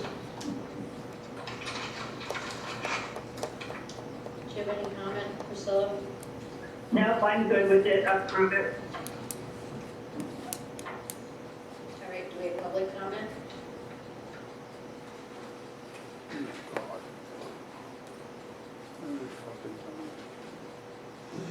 Have to agree. I always wondered about these titles that people have. I'm a Russian American, or I'm a French American, or whatever, right? Actually, we're Americans. Well, we're Saucons too, and our roots do really go back. And actually, I find the resistance to what you had just said, Ms. Vice President, astounding, given the fact that now you know that our roots are Saucon. They're not Hellertown. Right? But why wouldn't you call it Saucon Hellertown? I know, I agree. The problem is that you've got this clash with the other side, and you will not give in no matter what. That's my opinion now. That may not be right. So, and I see that out of the three people here that are new to this organization. But maybe to the people that live in Lower Saucon, yeah, that makes a lot of sense. They're not Hellertonians. They're from Saucon. Okay? They're bigger, they pay more. I don't care what it is. There it is. But we're second class. Mr. Glenn, you bring up a good point. As I'm looking at you, I'm looking at the podium. And Yes. you can't see it from where you're standing, but if you come to the front side of the podium, there's the Lower Saucon Township placard is there. And it says right below it, incorporated 1743. So it reflects our historic roots.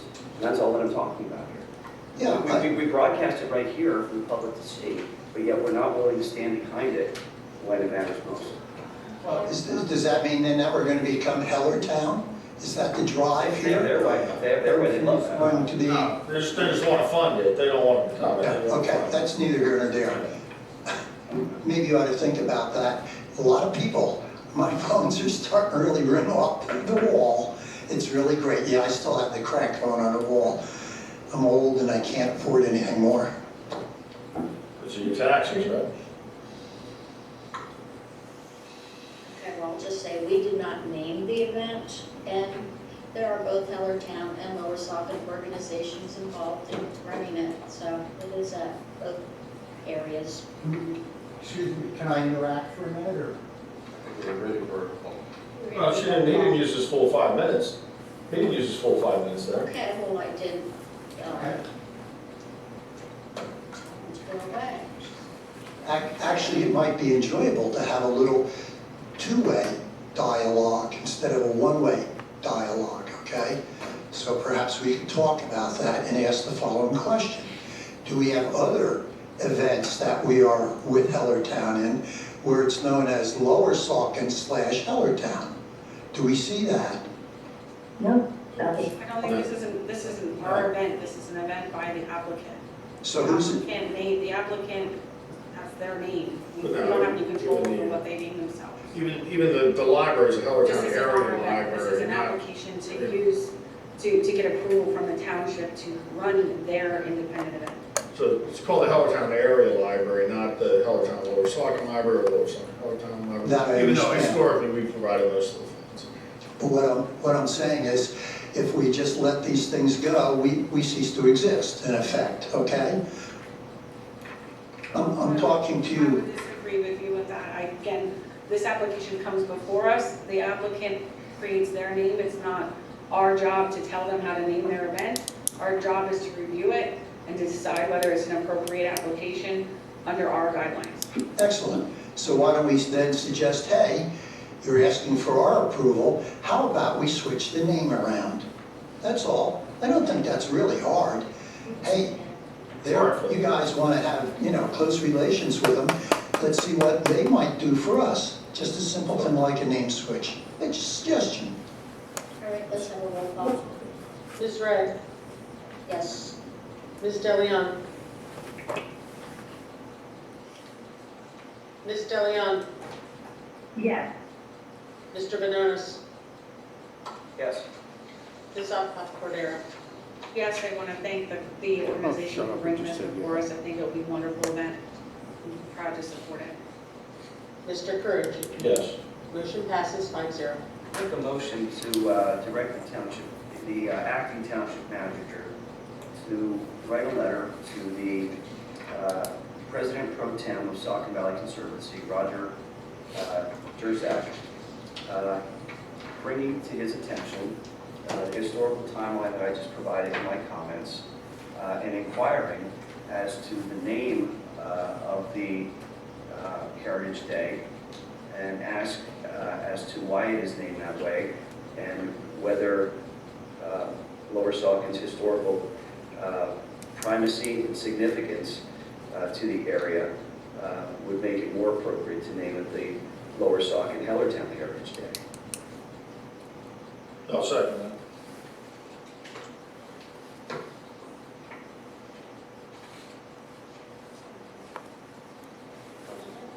Is that a comment? I think it I is a think motion. that's a waste of motion. time. It's not the Conservancy's event itself. There's 3 organizations involved. And it's ridiculous to ask people to change the name of their event. I'm not You asking you to can change go the name. personally ask That them. wasn't my motion. There's a motion, My second. motion, and he's the one who provided the indemnity and hold harmless agreement on behalf of the Conservancy that's attached to the special application, special event application. He's the name of the chief officer of the organization on the application. If you read this, that's the person who is identified as being the point person for this application that's been presented to us. So that's why I'm asking that the letter be directed to him, because he put himself out there as being the face of this. He's identified himself as the president pro tem of the organization. I don't mean to add to his burdens in any way, but he seems to be the person who's in charge. So who are we going to author it to? Maybe the same people that are going to magically take the trash away. Let's do a roll call. Ms. DeLeon. You need public comment. Oh, sorry. No. Hold on. Public comment? There's no public comment? No public comment. Now we go. Ms. DeLeon. No. Mr. Benonis. Yes. Ms. Cordero. No, I'm sorry for the interrogation to this organization. An interrogation not even here. Mr. Croce. Yes. Ms. Ray. No. Motion fails. Racing Lower Saucon history right there before your eyes. Doesn't matter. I don't see how when it says Saucon Valley So the Conservancy, next right item there. was That's right. There's a gentleman out there who's muttering in the audience. Can you please get a bit quiet down? I can't hear you. Next item is the I'll mutter what I want to. miscellaneous business No, item, again, I which can't is hear you. the I can't hear you. approval of the Can't March control it. 6th council meeting minutes. The March 6th, 2024 council meeting minutes were previously tabled. They're ready for council's review and approval. Page 31, lines 11 through 29 have been reviewed and are attached. They show the corrections. So motion to approve the March 6th, 2024 council minutes with the corrections that we have. I'll make a motion. I made the motion. I'll second it. Yeah, I'd like to point out that we were right. There should be a question mark there. And for people who were saying, there's quite a few changes. There's 1, 2, 3, 4, 5, 6, 7, 8, 9, 10, about 14 or 15 words added. And 1, 2, 3, 4 removed, or 3 removed, 4 removed. So I think people were like, well, the transcript's a transcript. What do you do? It was obviously inaccurate. That's why we made a motion to table at last meeting, which some people took objection to. But I think it's important to get minutes right. And I know Diane does her best, but it's tough with Ms. Optoff interrupting all the time and talking over people. But she does a great job, and in spite of her rudeness. Thanks for having these done. And I'll vote yes.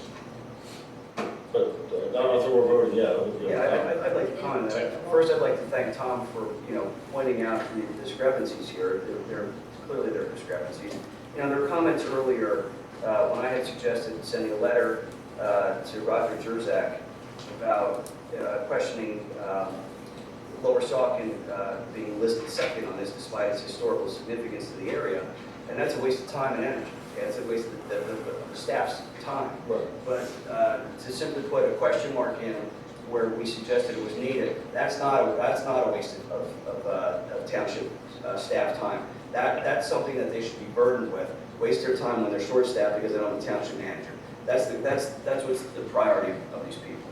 So those are my comments. And I agree. I'm thankful that this was corrected. I know that Diane does a really good job generally, and these meetings are very long, and sometimes it's very difficult to understand what's being said with some of the rudeness of people talking over, the lack of control of the meetings by the acting council president, interim vice president. So, I give her credit for what she does, and I still feel she's worth twice as much, particularly when we have a council person who can't even be in the meeting and is often really garbled nonsense. I can't wait to see the next minutes and how Sometimes you that's miss a going to be meeting. very quickly. Kurt, can we have a roll call? Mr. Benonis, Oh, yes. Ms. Altough Cordero, Yes. Mr. Carucci, Yes. Ms. Ray, Yes. Ms. DeLeon. Yes. Motion passes 5-0. All right, next item is the approval of the March 2024 financial reports. The reports were attached. I would make a motion to approve the March 2024 financial reports. Second. Any comments from the board?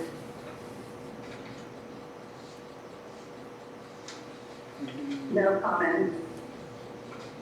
Okay, anybody in the audience with comment? Okay, we'll do roll call. Ms. Altough Cordero, Yes. Mr. Carucci, Yes.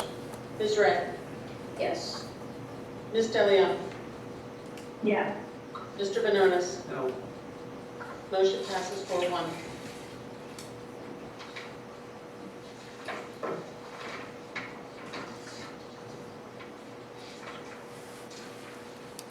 All right, next are council and staff reports. So Kathy, you are first. Yes, I do have a few things. First, I wanted to let everyone know that the yard waste collection facility will be open for drop-off yard waste this weekend, April 19th, and open Fridays and Saturdays into November, and they're open 9 to 1, and we're continuing the same operations as we did last year. I also met with the Bethel landfill to discuss the spring cleaning day identified in the host agreement. That day has been determined to be June 1st. We will have coupons available at the township for the day so we can ensure residency and be able to give the operators of the landfill a number of residents that are scheduled to be there. Kathy, can you just describe what that is, the spring yard cleanup? In the new host agreement, the there's a day in the spring and a day in the fall that's scheduled where the landfill will take home trash for free. Any garbage. Any That'll be garbage acceptable. that's acceptable to them and that's permitted, and I was going to come down that there is on their website, they do have unacceptable items listed on their website. So I would have the residents take a look at that to make sure that they're not trying to throw out things at the landfill that's not permitted. Like TVs and things like that. Things that need to be recycled, they can't take it.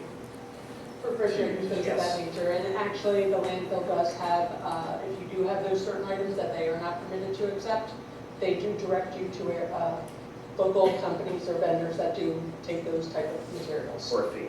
For a fee, yes. But for this particular event, it's free for the residents. So they would have to do it now in June 1st to get a ticket from the township We'll have the office. tickets here, the coupons available here, which would have the landfill's providing them, the Bethlehem landfill's providing it, and they'll have everything detailed on there as to what to do. The landfill has operators will be on site to assist the people that are coming in. And we're just doing it by a coupon method. This is a good way of trying to track how many people are going to be utilizing the service. It's also, we can ensure that residency is being adhered to. Right, Lower Saucon Township residents don't. Correct. We're not going to let Lehigh University take their asbestos over on that day. Correct. Like they have in the past. We'll develop a system in-house to make sure that we, are collecting IDs. So that will be on our website. It'll be on the coupons that are available here. We'll get it out on our newsletter as well. I also wanted to let everyone know that the Public Works Department is working on the Reading Drive culvert. We are on schedule by the week of May 6th to be complete. The only items that would expect delays would be due to weather. I also wanted to advise to council that back in June of 2022, we entered into an agreement with Northampton County Conservation District to help fund this project under their dirt and gravel and low volume roads program. The amount provided was $262,298. I'm happy to report that Northampton County Conservation District had additional funds in their program, and they approved an additional $95,816.04, making the total amount available of $358,114.04. That's additional money that's coming to us From Northampton County Conservation District. Our Public Works Department is performing or doing the work and using municipal vehicles. That's our in-kind contribution, which is required of the grant. And we estimated after reviewing that the total amount of this project was $531,167.89, and the total cost to the township would have been $173,053.85, but in actual physical dollars, it's $47,810.96. The rest of it is in-kind contribution. I also want to let the council know that we are working on a newsletter, and that should be coming out soon. Also, that a zoning hearing board meeting is scheduled on Monday at 7 o'clock, and that our offices are closed on election day, April 23rd. Please go out, vote. Thank you. Thank you, Kathy. All right, Jason? Yeah, just a few things. The township received its copy on a letter. This is April 16, 2024 from the Pennsylvania Department of Environmental Protection. This letter was addressed to Dave Panucci, the regional engineer of Bethlehem Landfill Company. And this talks about the engineers meeting that was held at the Bethlehem Landfill on Wednesday, March 20th. Talks about the pending permit applications. There was a minor permit application, minor permit modification that was submitted, and there was a investigation that took place by DEP. They noted that there were a total of 29 monitoring wells, a total of 10 active abatement wells, 104 vertical gas wells that were installed, 34 horizontal collectors in place, They talked about the VLC SEM report showing the readings of existing hotspots. The southwest corner had decreased and were below 500 parts per million action limit. Everywhere else was below 100 parts per million. Talks about the leachate flow, their site observations, litter fencing was deployed. There were no issues that were observed. Odor, there were no offset odors that were detected. There was a slight gas odor detected near the southeast corner. The daily cover, there were no issues observed. The intermediate cover, there were no issues observed. Liner systems, no issues observed. Stormwater and sediment trap and maintenance building was repaired. And they talked about including site operation monitoring, radiation monitoring, truck safety, leaching management, report submittals. And the report goes on and has some more details to it. But essentially, there were no problems that were found by EP during that investigation, despite all the hysteria that you may hear otherwise. And then we have the Bethlehem landfill odor complaint log from January 5, 2024 to April 16, 2024. And of course, there are dozens and dozens of complaints that were made. And this is a 10-page document, and most of the addresses are very similar. There's Johnston Avenue in Steel City, there's Apple Butter Road, Countryside Lane, Johnston Avenue, Apple Butter Road, Sherry Hill Road, Johnston Avenue, Unknown, Reddington Road, driving by Kings Mill Road, wonder who that is. Reddington Road, Johnston Avenue, Wilson Avenue, Johnston Avenue, Lower Saucon Avenue, Johnston Avenue, Riverside Drive, Hickory Lane, Reddington Road, Riverside, goes on and on and on. So you can see here that the landfill odor complaint log machine has ginned up its reporting. We talked previously at prior council meetings about the decreasing number of complaints that were reported month over month. And what's striking here is these complaints are in the winter months, January, February, March, when you would expect most people, though we did have a few nice days in there, when most people would be generally indoors. So we can expect that these trends will likely continue. Credit to those who find the time to go out and concoct this kind of nonsense to try to slur the operations of the landfill that otherwise, according to DEP, seems to be perfectly fine. So that's it, I think, for my council report. I just thought that was important for the public to have some awareness of those details and have how this anti-landfill machinery operates and what the real facts are out there. And they're the same properties because there's a column of the distance from the landfill. It's down to like a 10th of a mile, sometimes 100th of a mile. And it's the same people complaining. It's the same people. I think the one on Kings Mill is over 1.5 miles away. Nobody else, between like half mile and 1 mile, there's no complaints. And it's like 1.5 miles away. Amazingly ginned up nonsense. But that's just that's I guess what they're relegated to at this point. Kath, you mentioned a newsletter. You usually get an email asking council members if they have any suggestions for articles for the newsletter. Were you told not to send that out?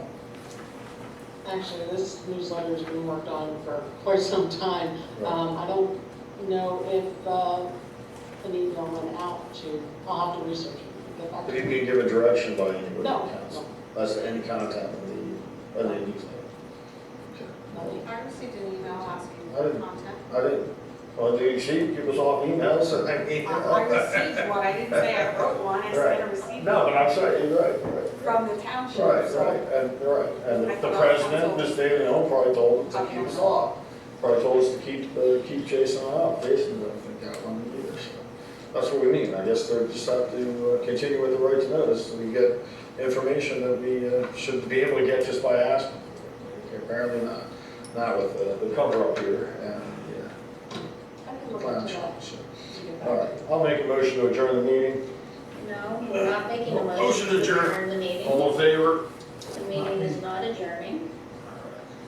I'll try. So, I'll go restroom. Priscilla. Don't do you forget your have letter. The council report. I have nothing for a report. Okay. Victoria. Thank you. Just a couple things. First, I want to highlight our Saucon Rail Trail. If you all didn't know, the rail trail had been working hard on getting special signs created that would highlight the historical history of the rail in the different sections of the Saucon Rail Trail, and those signs are now complete. And so I think the township is in the process of working with the Saucon Rail Trail in getting the Biggin Road sign installed, which will be wonderful. I think it will add to the rail trail. I know a lot of people use it, so I wanted to make sure everybody look out for that sign when it comes up. The other signs will also go in. So I think it's going to be great when it happens. I also wanted to report that I had the opportunity to attend PSAT's conference. The conference is sponsored by the Pennsylvania State Association of Township Supervisors. That also applies to council people, and it's a statewide event where councils and supervisors from all over the state come to Hershey to learn about different matters involving townships, zoning, planning, parks and rec, EAC. Also, you get the opportunity to hear from state representatives on legislative updates, fire services also. There are two and a half days of classes that you can partake in, that everybody gets the opportunity to partake in, but then there's also a lot of networking.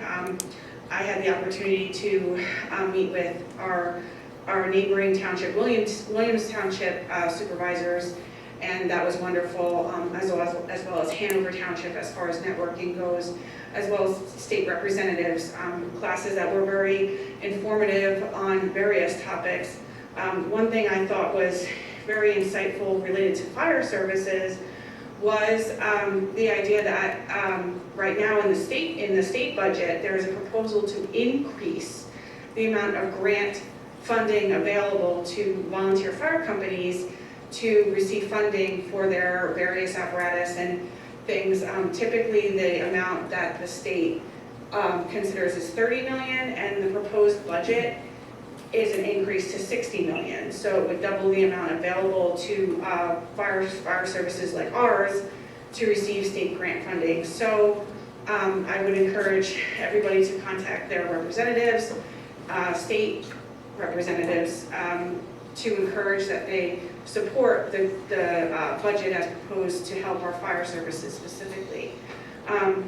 In addition, I think by questioning tonight to the fire company was very enlightening about how much time that they spend to support us, not only to get trained and actually respond to fires, but also the amount of time it takes for them to create their reports and do things.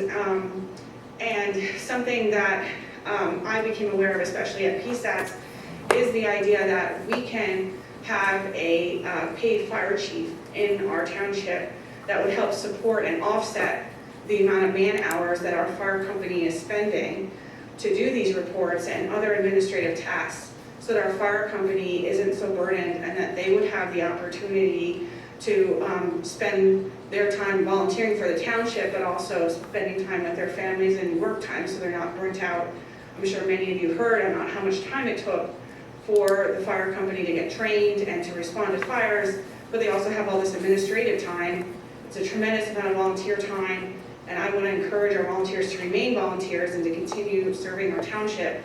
I think it would be appropriate for the township to look into seeing about us providing a paid fire chief for our township, so that we can encourage and promote our volunteerism and enhance the services to our township moving forward. So I was hopeful that the township can look into see what we can do about a paid fire chief as we can. And that is my report. Thank you. How would one paid fire chief promote volunteers? All right, and Sense or logical. for my report, I also attended the PSATS conference. I attended many sessions. I don't have my notes prepared to talk about those things, but I am going to talk about some of the other meetings that I went to recently that I'm liaison to. One is the Lower Saucon Township Historical Society Board meeting. They are one of the groups participating in the Heritage Day They operate the Lutz Franklin Schoolhouse, but because of its location way out, they decided it would be best if they consolidated and did their location near the other two sites that are involved. So they're actually sharing space with the grist mill in Hellertown. So they have enough building space there and parking space to accommodate them. So they will be there.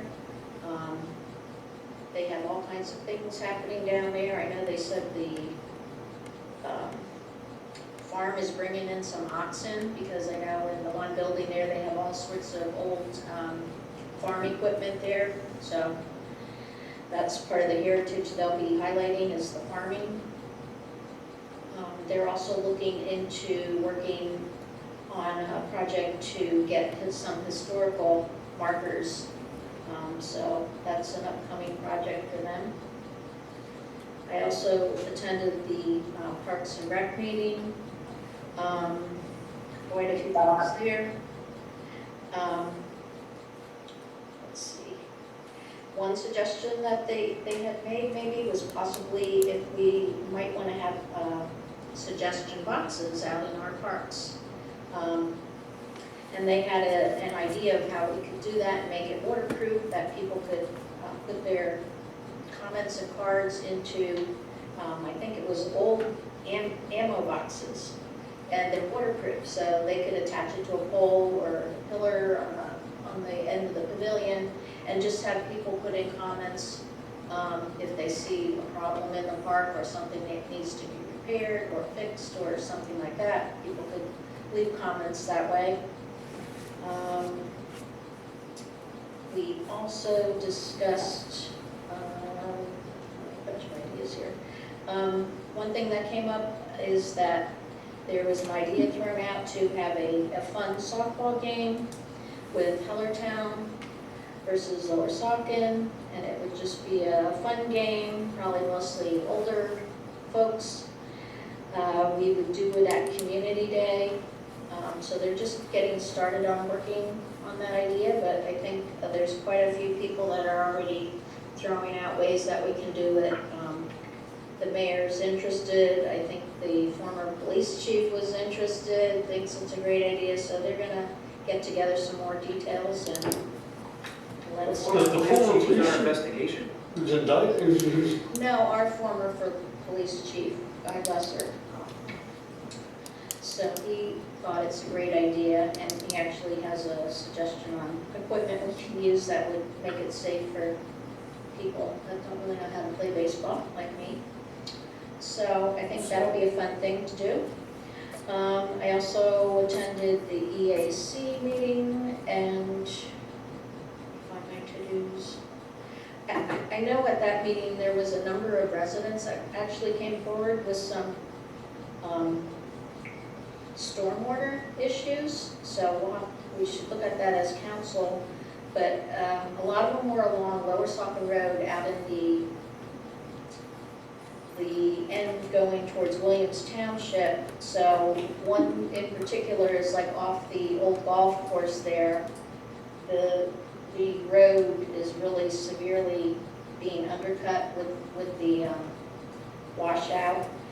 So we wondered if maybe we could do something with the park there to help prevent that, or keep our roads from getting washed out there.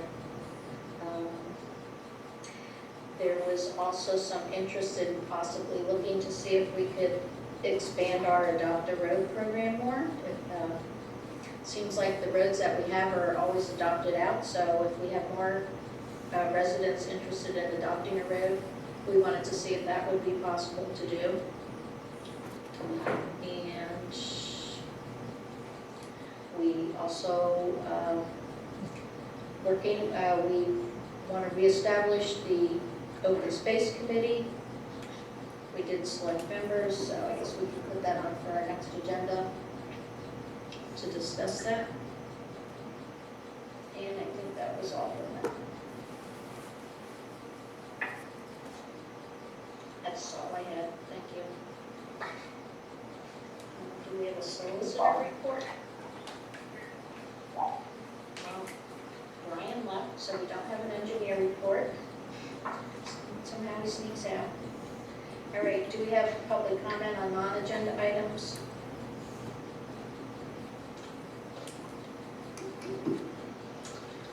My name is Mary Ann Barber and I represent the Bethlehem landfill. 2 days ago, we were notified that the township solicitor filed papers with the Northampton County Court of Common Pleas in one of the 5 lawsuits that are pending against the Bethlehem Landfill Company and the township related to the expansion of the Bethlehem landfill.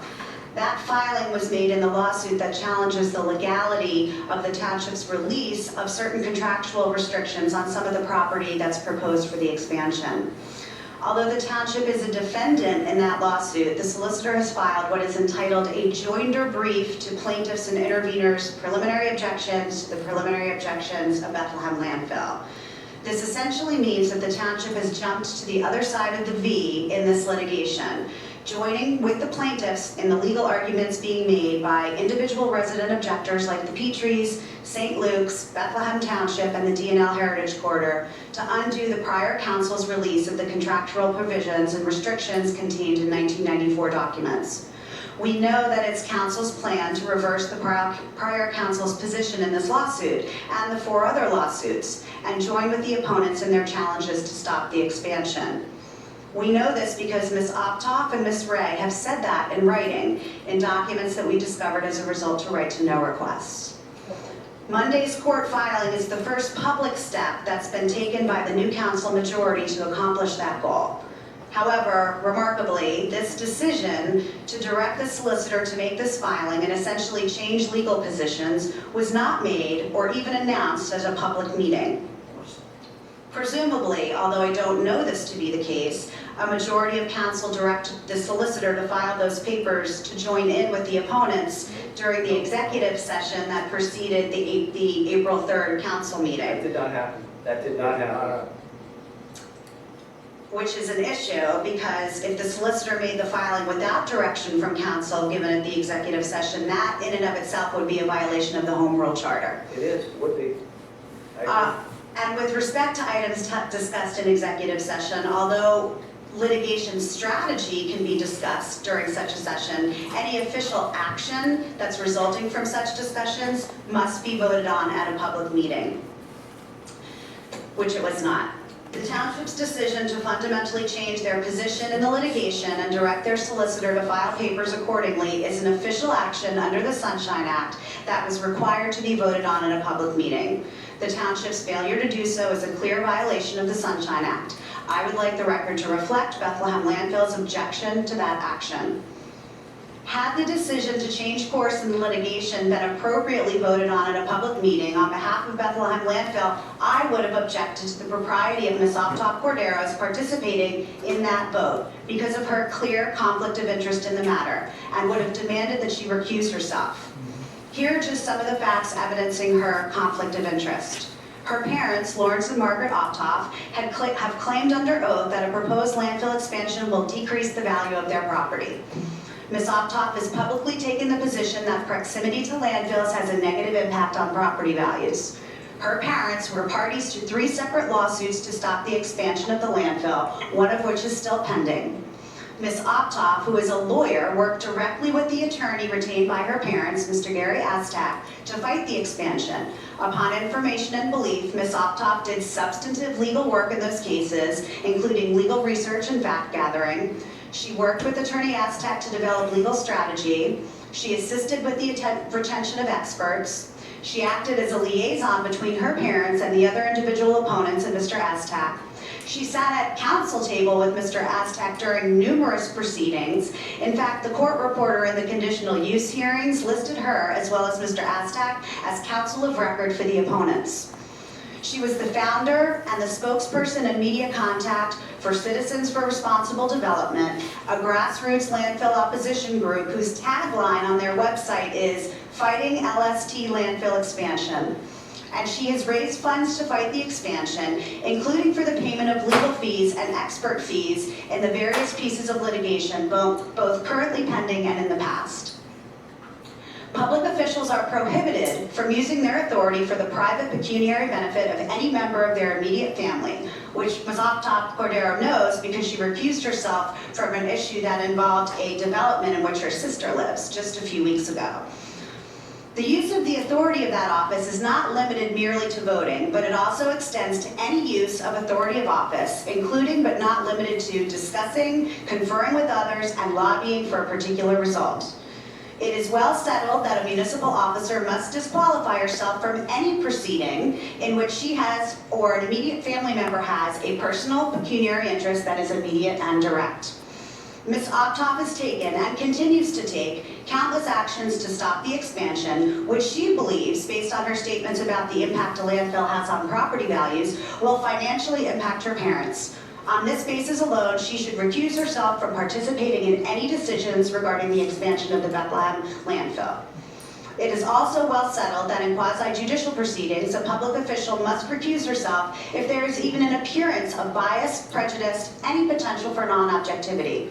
Ms. Optoff's cumulative actions over the last 17 months clearly demonstrate her bias in this regard. The public's interest in the continuation of landfill operations that result in 1/3 of the township's revenue source must not be jeopardized by the acts of Ms. Optoff Cordera, who has a direct pecuniary, personal, and private interest in stopping the landfill from expanding. She cannot be allowed to make decisions about litigation against the township and the landfill in which she directly and actively participated in as a lawyer and as the daughter of parties to such litigation. She should not be permitted to vote on any actions related to the expansion of the landfill because it will directly affect her parents and therefore her pecuniarily, and she has exhibited a predisposition and has taken cumulative public actions demonstrating her bias against the landfill. Therefore, on behalf of BLC, Bethlehem Landfill Company, I am demanding that she recuse herself from participating in and voting on any actions related to the expansion of the Bethlehem landfill, including but not limited to decisions regarding the pending litigation against Lower Saucon Township and the Bethlehem Landfill Company. Thank you. Now, I'd also like, there was an executive session, there was no vote in the executive session for that, and I was there, Jason was there. Kathy, we brought into the room, even though our solicitor tried to keep her out of the room for this particular purpose, I believe. We insisted that she be there, and we finally relented. So you have some witnesses. I'll concur with what Tom said. This is shocking and stunning, and the reason why I'm sitting out here at the table looking back is I want to see the looks on these despicable people that have undertaken these activities in ethical violations. I mean, as an attorney, you should know better. You should know better. You wouldn't even tell us who you're negotiating with. You undertook filing a joinder brief without any authority from this council. It was never discussed, not one time. You filed it and you didn't even serve a copy of it on council. Explain that. I hope that the landfill reports both of you to the disciplinary board and that you get what is deserving of you. The township taxpayers and residents deserve much more than this. To act this way, to act in secret, to do these kinds of things, I won't even sit on that council with you. I will not lower myself to a low ethic that you people have. Unbelievable. And you think you can just do these things? You can just do them without any consequence? Because you sit there, because you've been elected, because you've been appointed an interim solicitor? You people have no ethic whatsoever. You are deplorable. You should resign. And I'm going to make a motion right now that we fire Steve Gitsuzian as the interim township solicitor. To undertake actions like this without direction, on top of everything else that has happened in the 2 months since you've been the interim solicitor, beyond the pale. It is truly beyond the pale. I'll second that motion.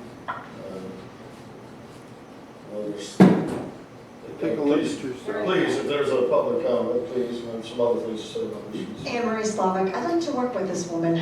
I'd like to reiterate my comment. We have to have council discussion on the motion before we have public comment, I'm sorry. That's okay, just let me know. I think that last comment means Jason would know. Do you want to go first? Well, I'm Before we do anything, it's my recommendation to the council members that have not already spoken that when we talk about executive session as concerns for reasons why we want to keep that private and why we do not want to provide strategic information or other information. So I suggest that you keep that in mind. Transparency. And also, we can't put a motion on with the new agenda law. No one instructed Mr. D'Souza to do anything about executive session, nothing. And he did, and that's the problem. You should have come out, if we're going to do something, you should have come out and announced what we're going to do and vote on it publicly. Because that was decided what to do. And that's why you said it's a Sunshine Act violation, or a charter violation. And the taxpayers will pay. No, They you will don't pay see for this that. malfeasance, and they should be outraged.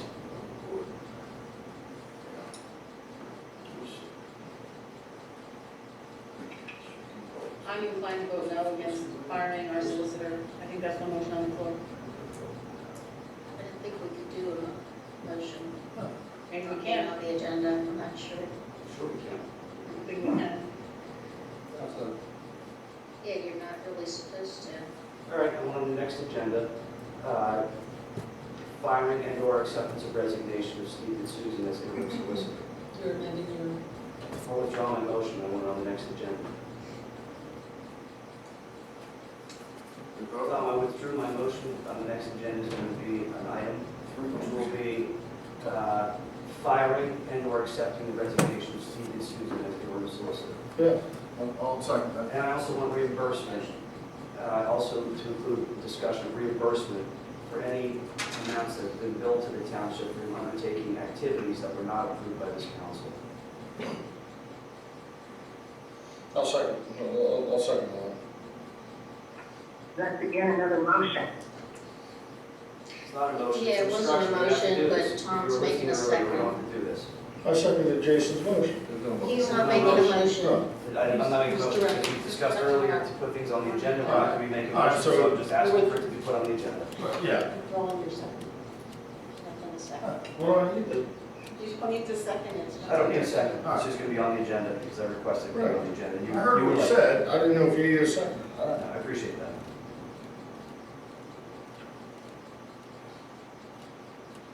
No, we're on any other public comment? Yeah, public comment on anything? Yeah, Start. she was Okay, but we were in the middle.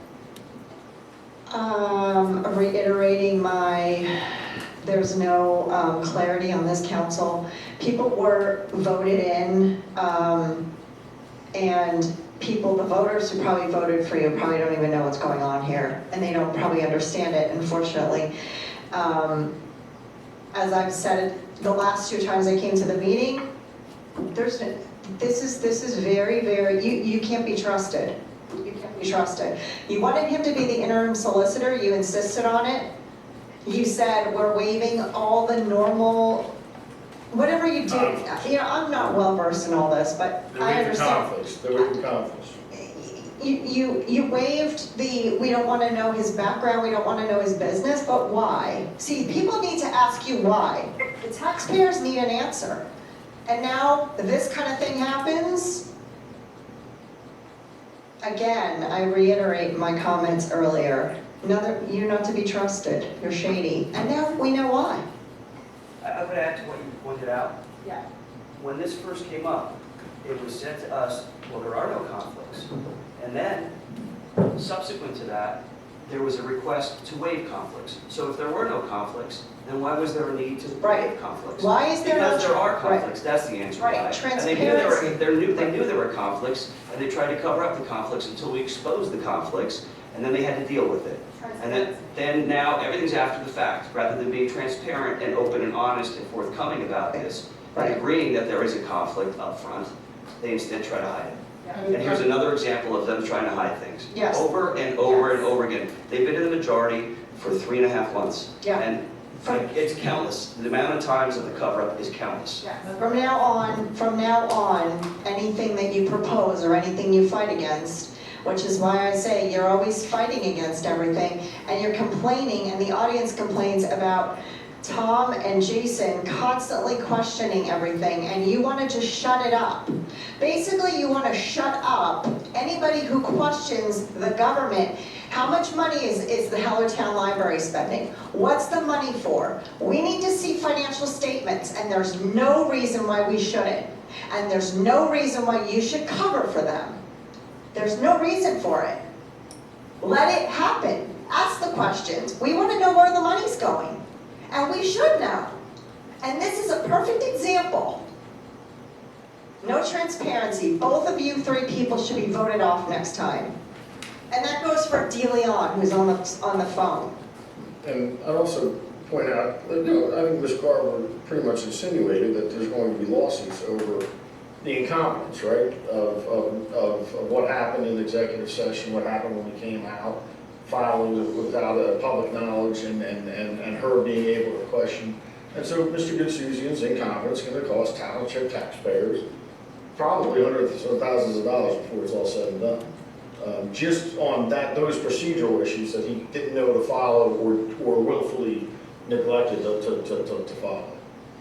And that's just what we have for 180. We have the pleasure of paying $180 an hour for this type of legal advice, if you can even call it that. Okay, anybody else?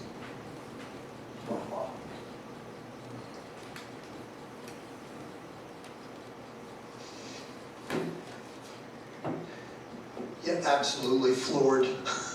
Although I must say, while I was looking at the lower Saucon Fire and Rescue documents here, I had mentioned that they have what is called the Gold Seal, and that's part of their reporting process, and they are outstanding. Their financials, there's at least, I don't know, 8, 10, 12 pages of financials from the fire and rescue, right here, right open to the public, right? And you know, it's funny because I just thought, wow, they're so open and it's all here. Maybe they're errors, maybe they're whatever, but it's here, you can challenge it. So then this was today, yeah, I know, another day out of my life gone, looking at what, I don't trust the council. At least I don't trust certain people on the council. I trust the staff implicitly and others. The bottom line is, I then went and looked for Hellertown Area Library, right? To see how they were doing on their gold seal. Well, let me tell you, they have a mission statement. They have blanks for everything else, including program results, so they didn't even measure what they do. The financials, here it is on the last page, and it's easy, you guys can look it up on the web. Yeah, you gotta unlock the financial insights, you gotta pay for that if they even have them. And my understanding is there are a couple of lawsuits, and I've endlessly talked about Judge Galley's ruling about this, but some clowns on this council just absolutely blow it away, smile at you, and keep going on. Well, guess what? In terms of the landfill, which you guys like to euphemistically call it a dump, you talk about the smells, and yet you do nothing about the Bethlehem sewage facility. Then I hear we've got all this water run out that's running the roads and all. Well, every time that happens, guess what? Raw sewage into the river. Has anybody on this council ever said, maybe it's that? I guess they don't have noses because you drive by that place and it stinks to high heaven, but everybody else seems to smell, yeah, I can really tell it's coming from the dump. Baloney. And these two guys ask the tough questions and you get mad at them. And Miss Optoff Kadera is an attorney? Please. And she doesn't know even this conflict of interest and sunshine laws? And she was the one, by the way, that stood up at the landfill meeting and said, and Jason was running the meeting and said, yeah, well, it turns out that, yeah, all that sewage is getting dumped by the Bethlehem Sewage Authority. Thank you very much for that statement. Boy, I'm glad you're not my attorney, and yet you hire other people like this fellow over here Now, by the way, I only have a little bit of time left, but the bottom line is, so I'm looking up things, and I'm looking up how, actually, the area library, and what do I see? There's somebody that by the name of Gadoozian there. Laura, I think it was, I don't have that right in front of me. Wow, that was just a couple of years ago. There's no conflict of interest there. Then I remember somebody saying, gee, when we supposedly hired this new solicitor, that he didn't have any conflicts of interest. And then I heard other things that said, no, the agreement was that the council wouldn't look at any conflicts of interest. We could bury all those. And boy, did that rip me off when no sooner did the 3-2 thing go down, then I hear Victoria Optoff-Cadero say, and I make a motion, we hire him under the agreement. Now, I'd really like to see that agreement, sir. You can look down at your phone or your computer and all. Yeah, I can do FOIA, and I guess I will, along with the 10,000 others. And now, the rest of you people that are on the council that don't know what FOIA is for, you're gonna find out. And the council is gonna get sued. And we, the taxpayer, are gonna pay for it all. And I don't see all the nattering nabobs of negativity, to use an old phrase, in the audience. And I don't see a lot of press here. The Morning Call and all the others that just love to throw other things around. They better get their teeth and their hands around this one. It's real. Thank you. It's right. It's right. That's for sure. You can adjourn. Yeah. Probably have another public Oh, comment. good. Motion. Hey. Hey. Mark, Hey. are you talking, Mark? It's okay.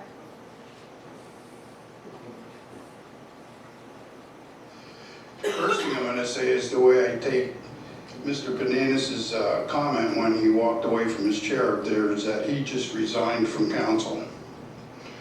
So somebody needs to look into that.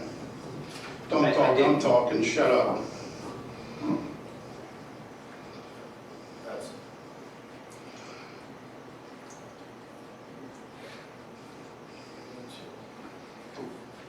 I listen to you. Mark, say your name too, sorry. Mark Ozimak. Okay.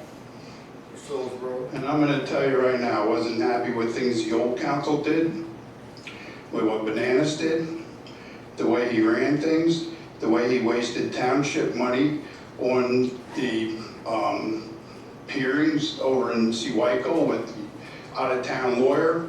And then when it came to be the other side's time to put on witnesses, he just kiboshed them and shut it off. So you're no better than what you're complaining about these people for. So they're You're not. And to be honest with you, I ain't happy with both sides. I think you girls are getting walked all over and you're getting tanked. Bananas is smart. He's a dirty player and he knows what he's doing. And he's tanking you. He's stomping you. And a lot of people are probably watching. So whatever you did, or whatever Gadoozian filed with the dump, because I don't know, you better have a good plan. And I hope there's some kind of backup that you come out with a surprise and you're all in the right.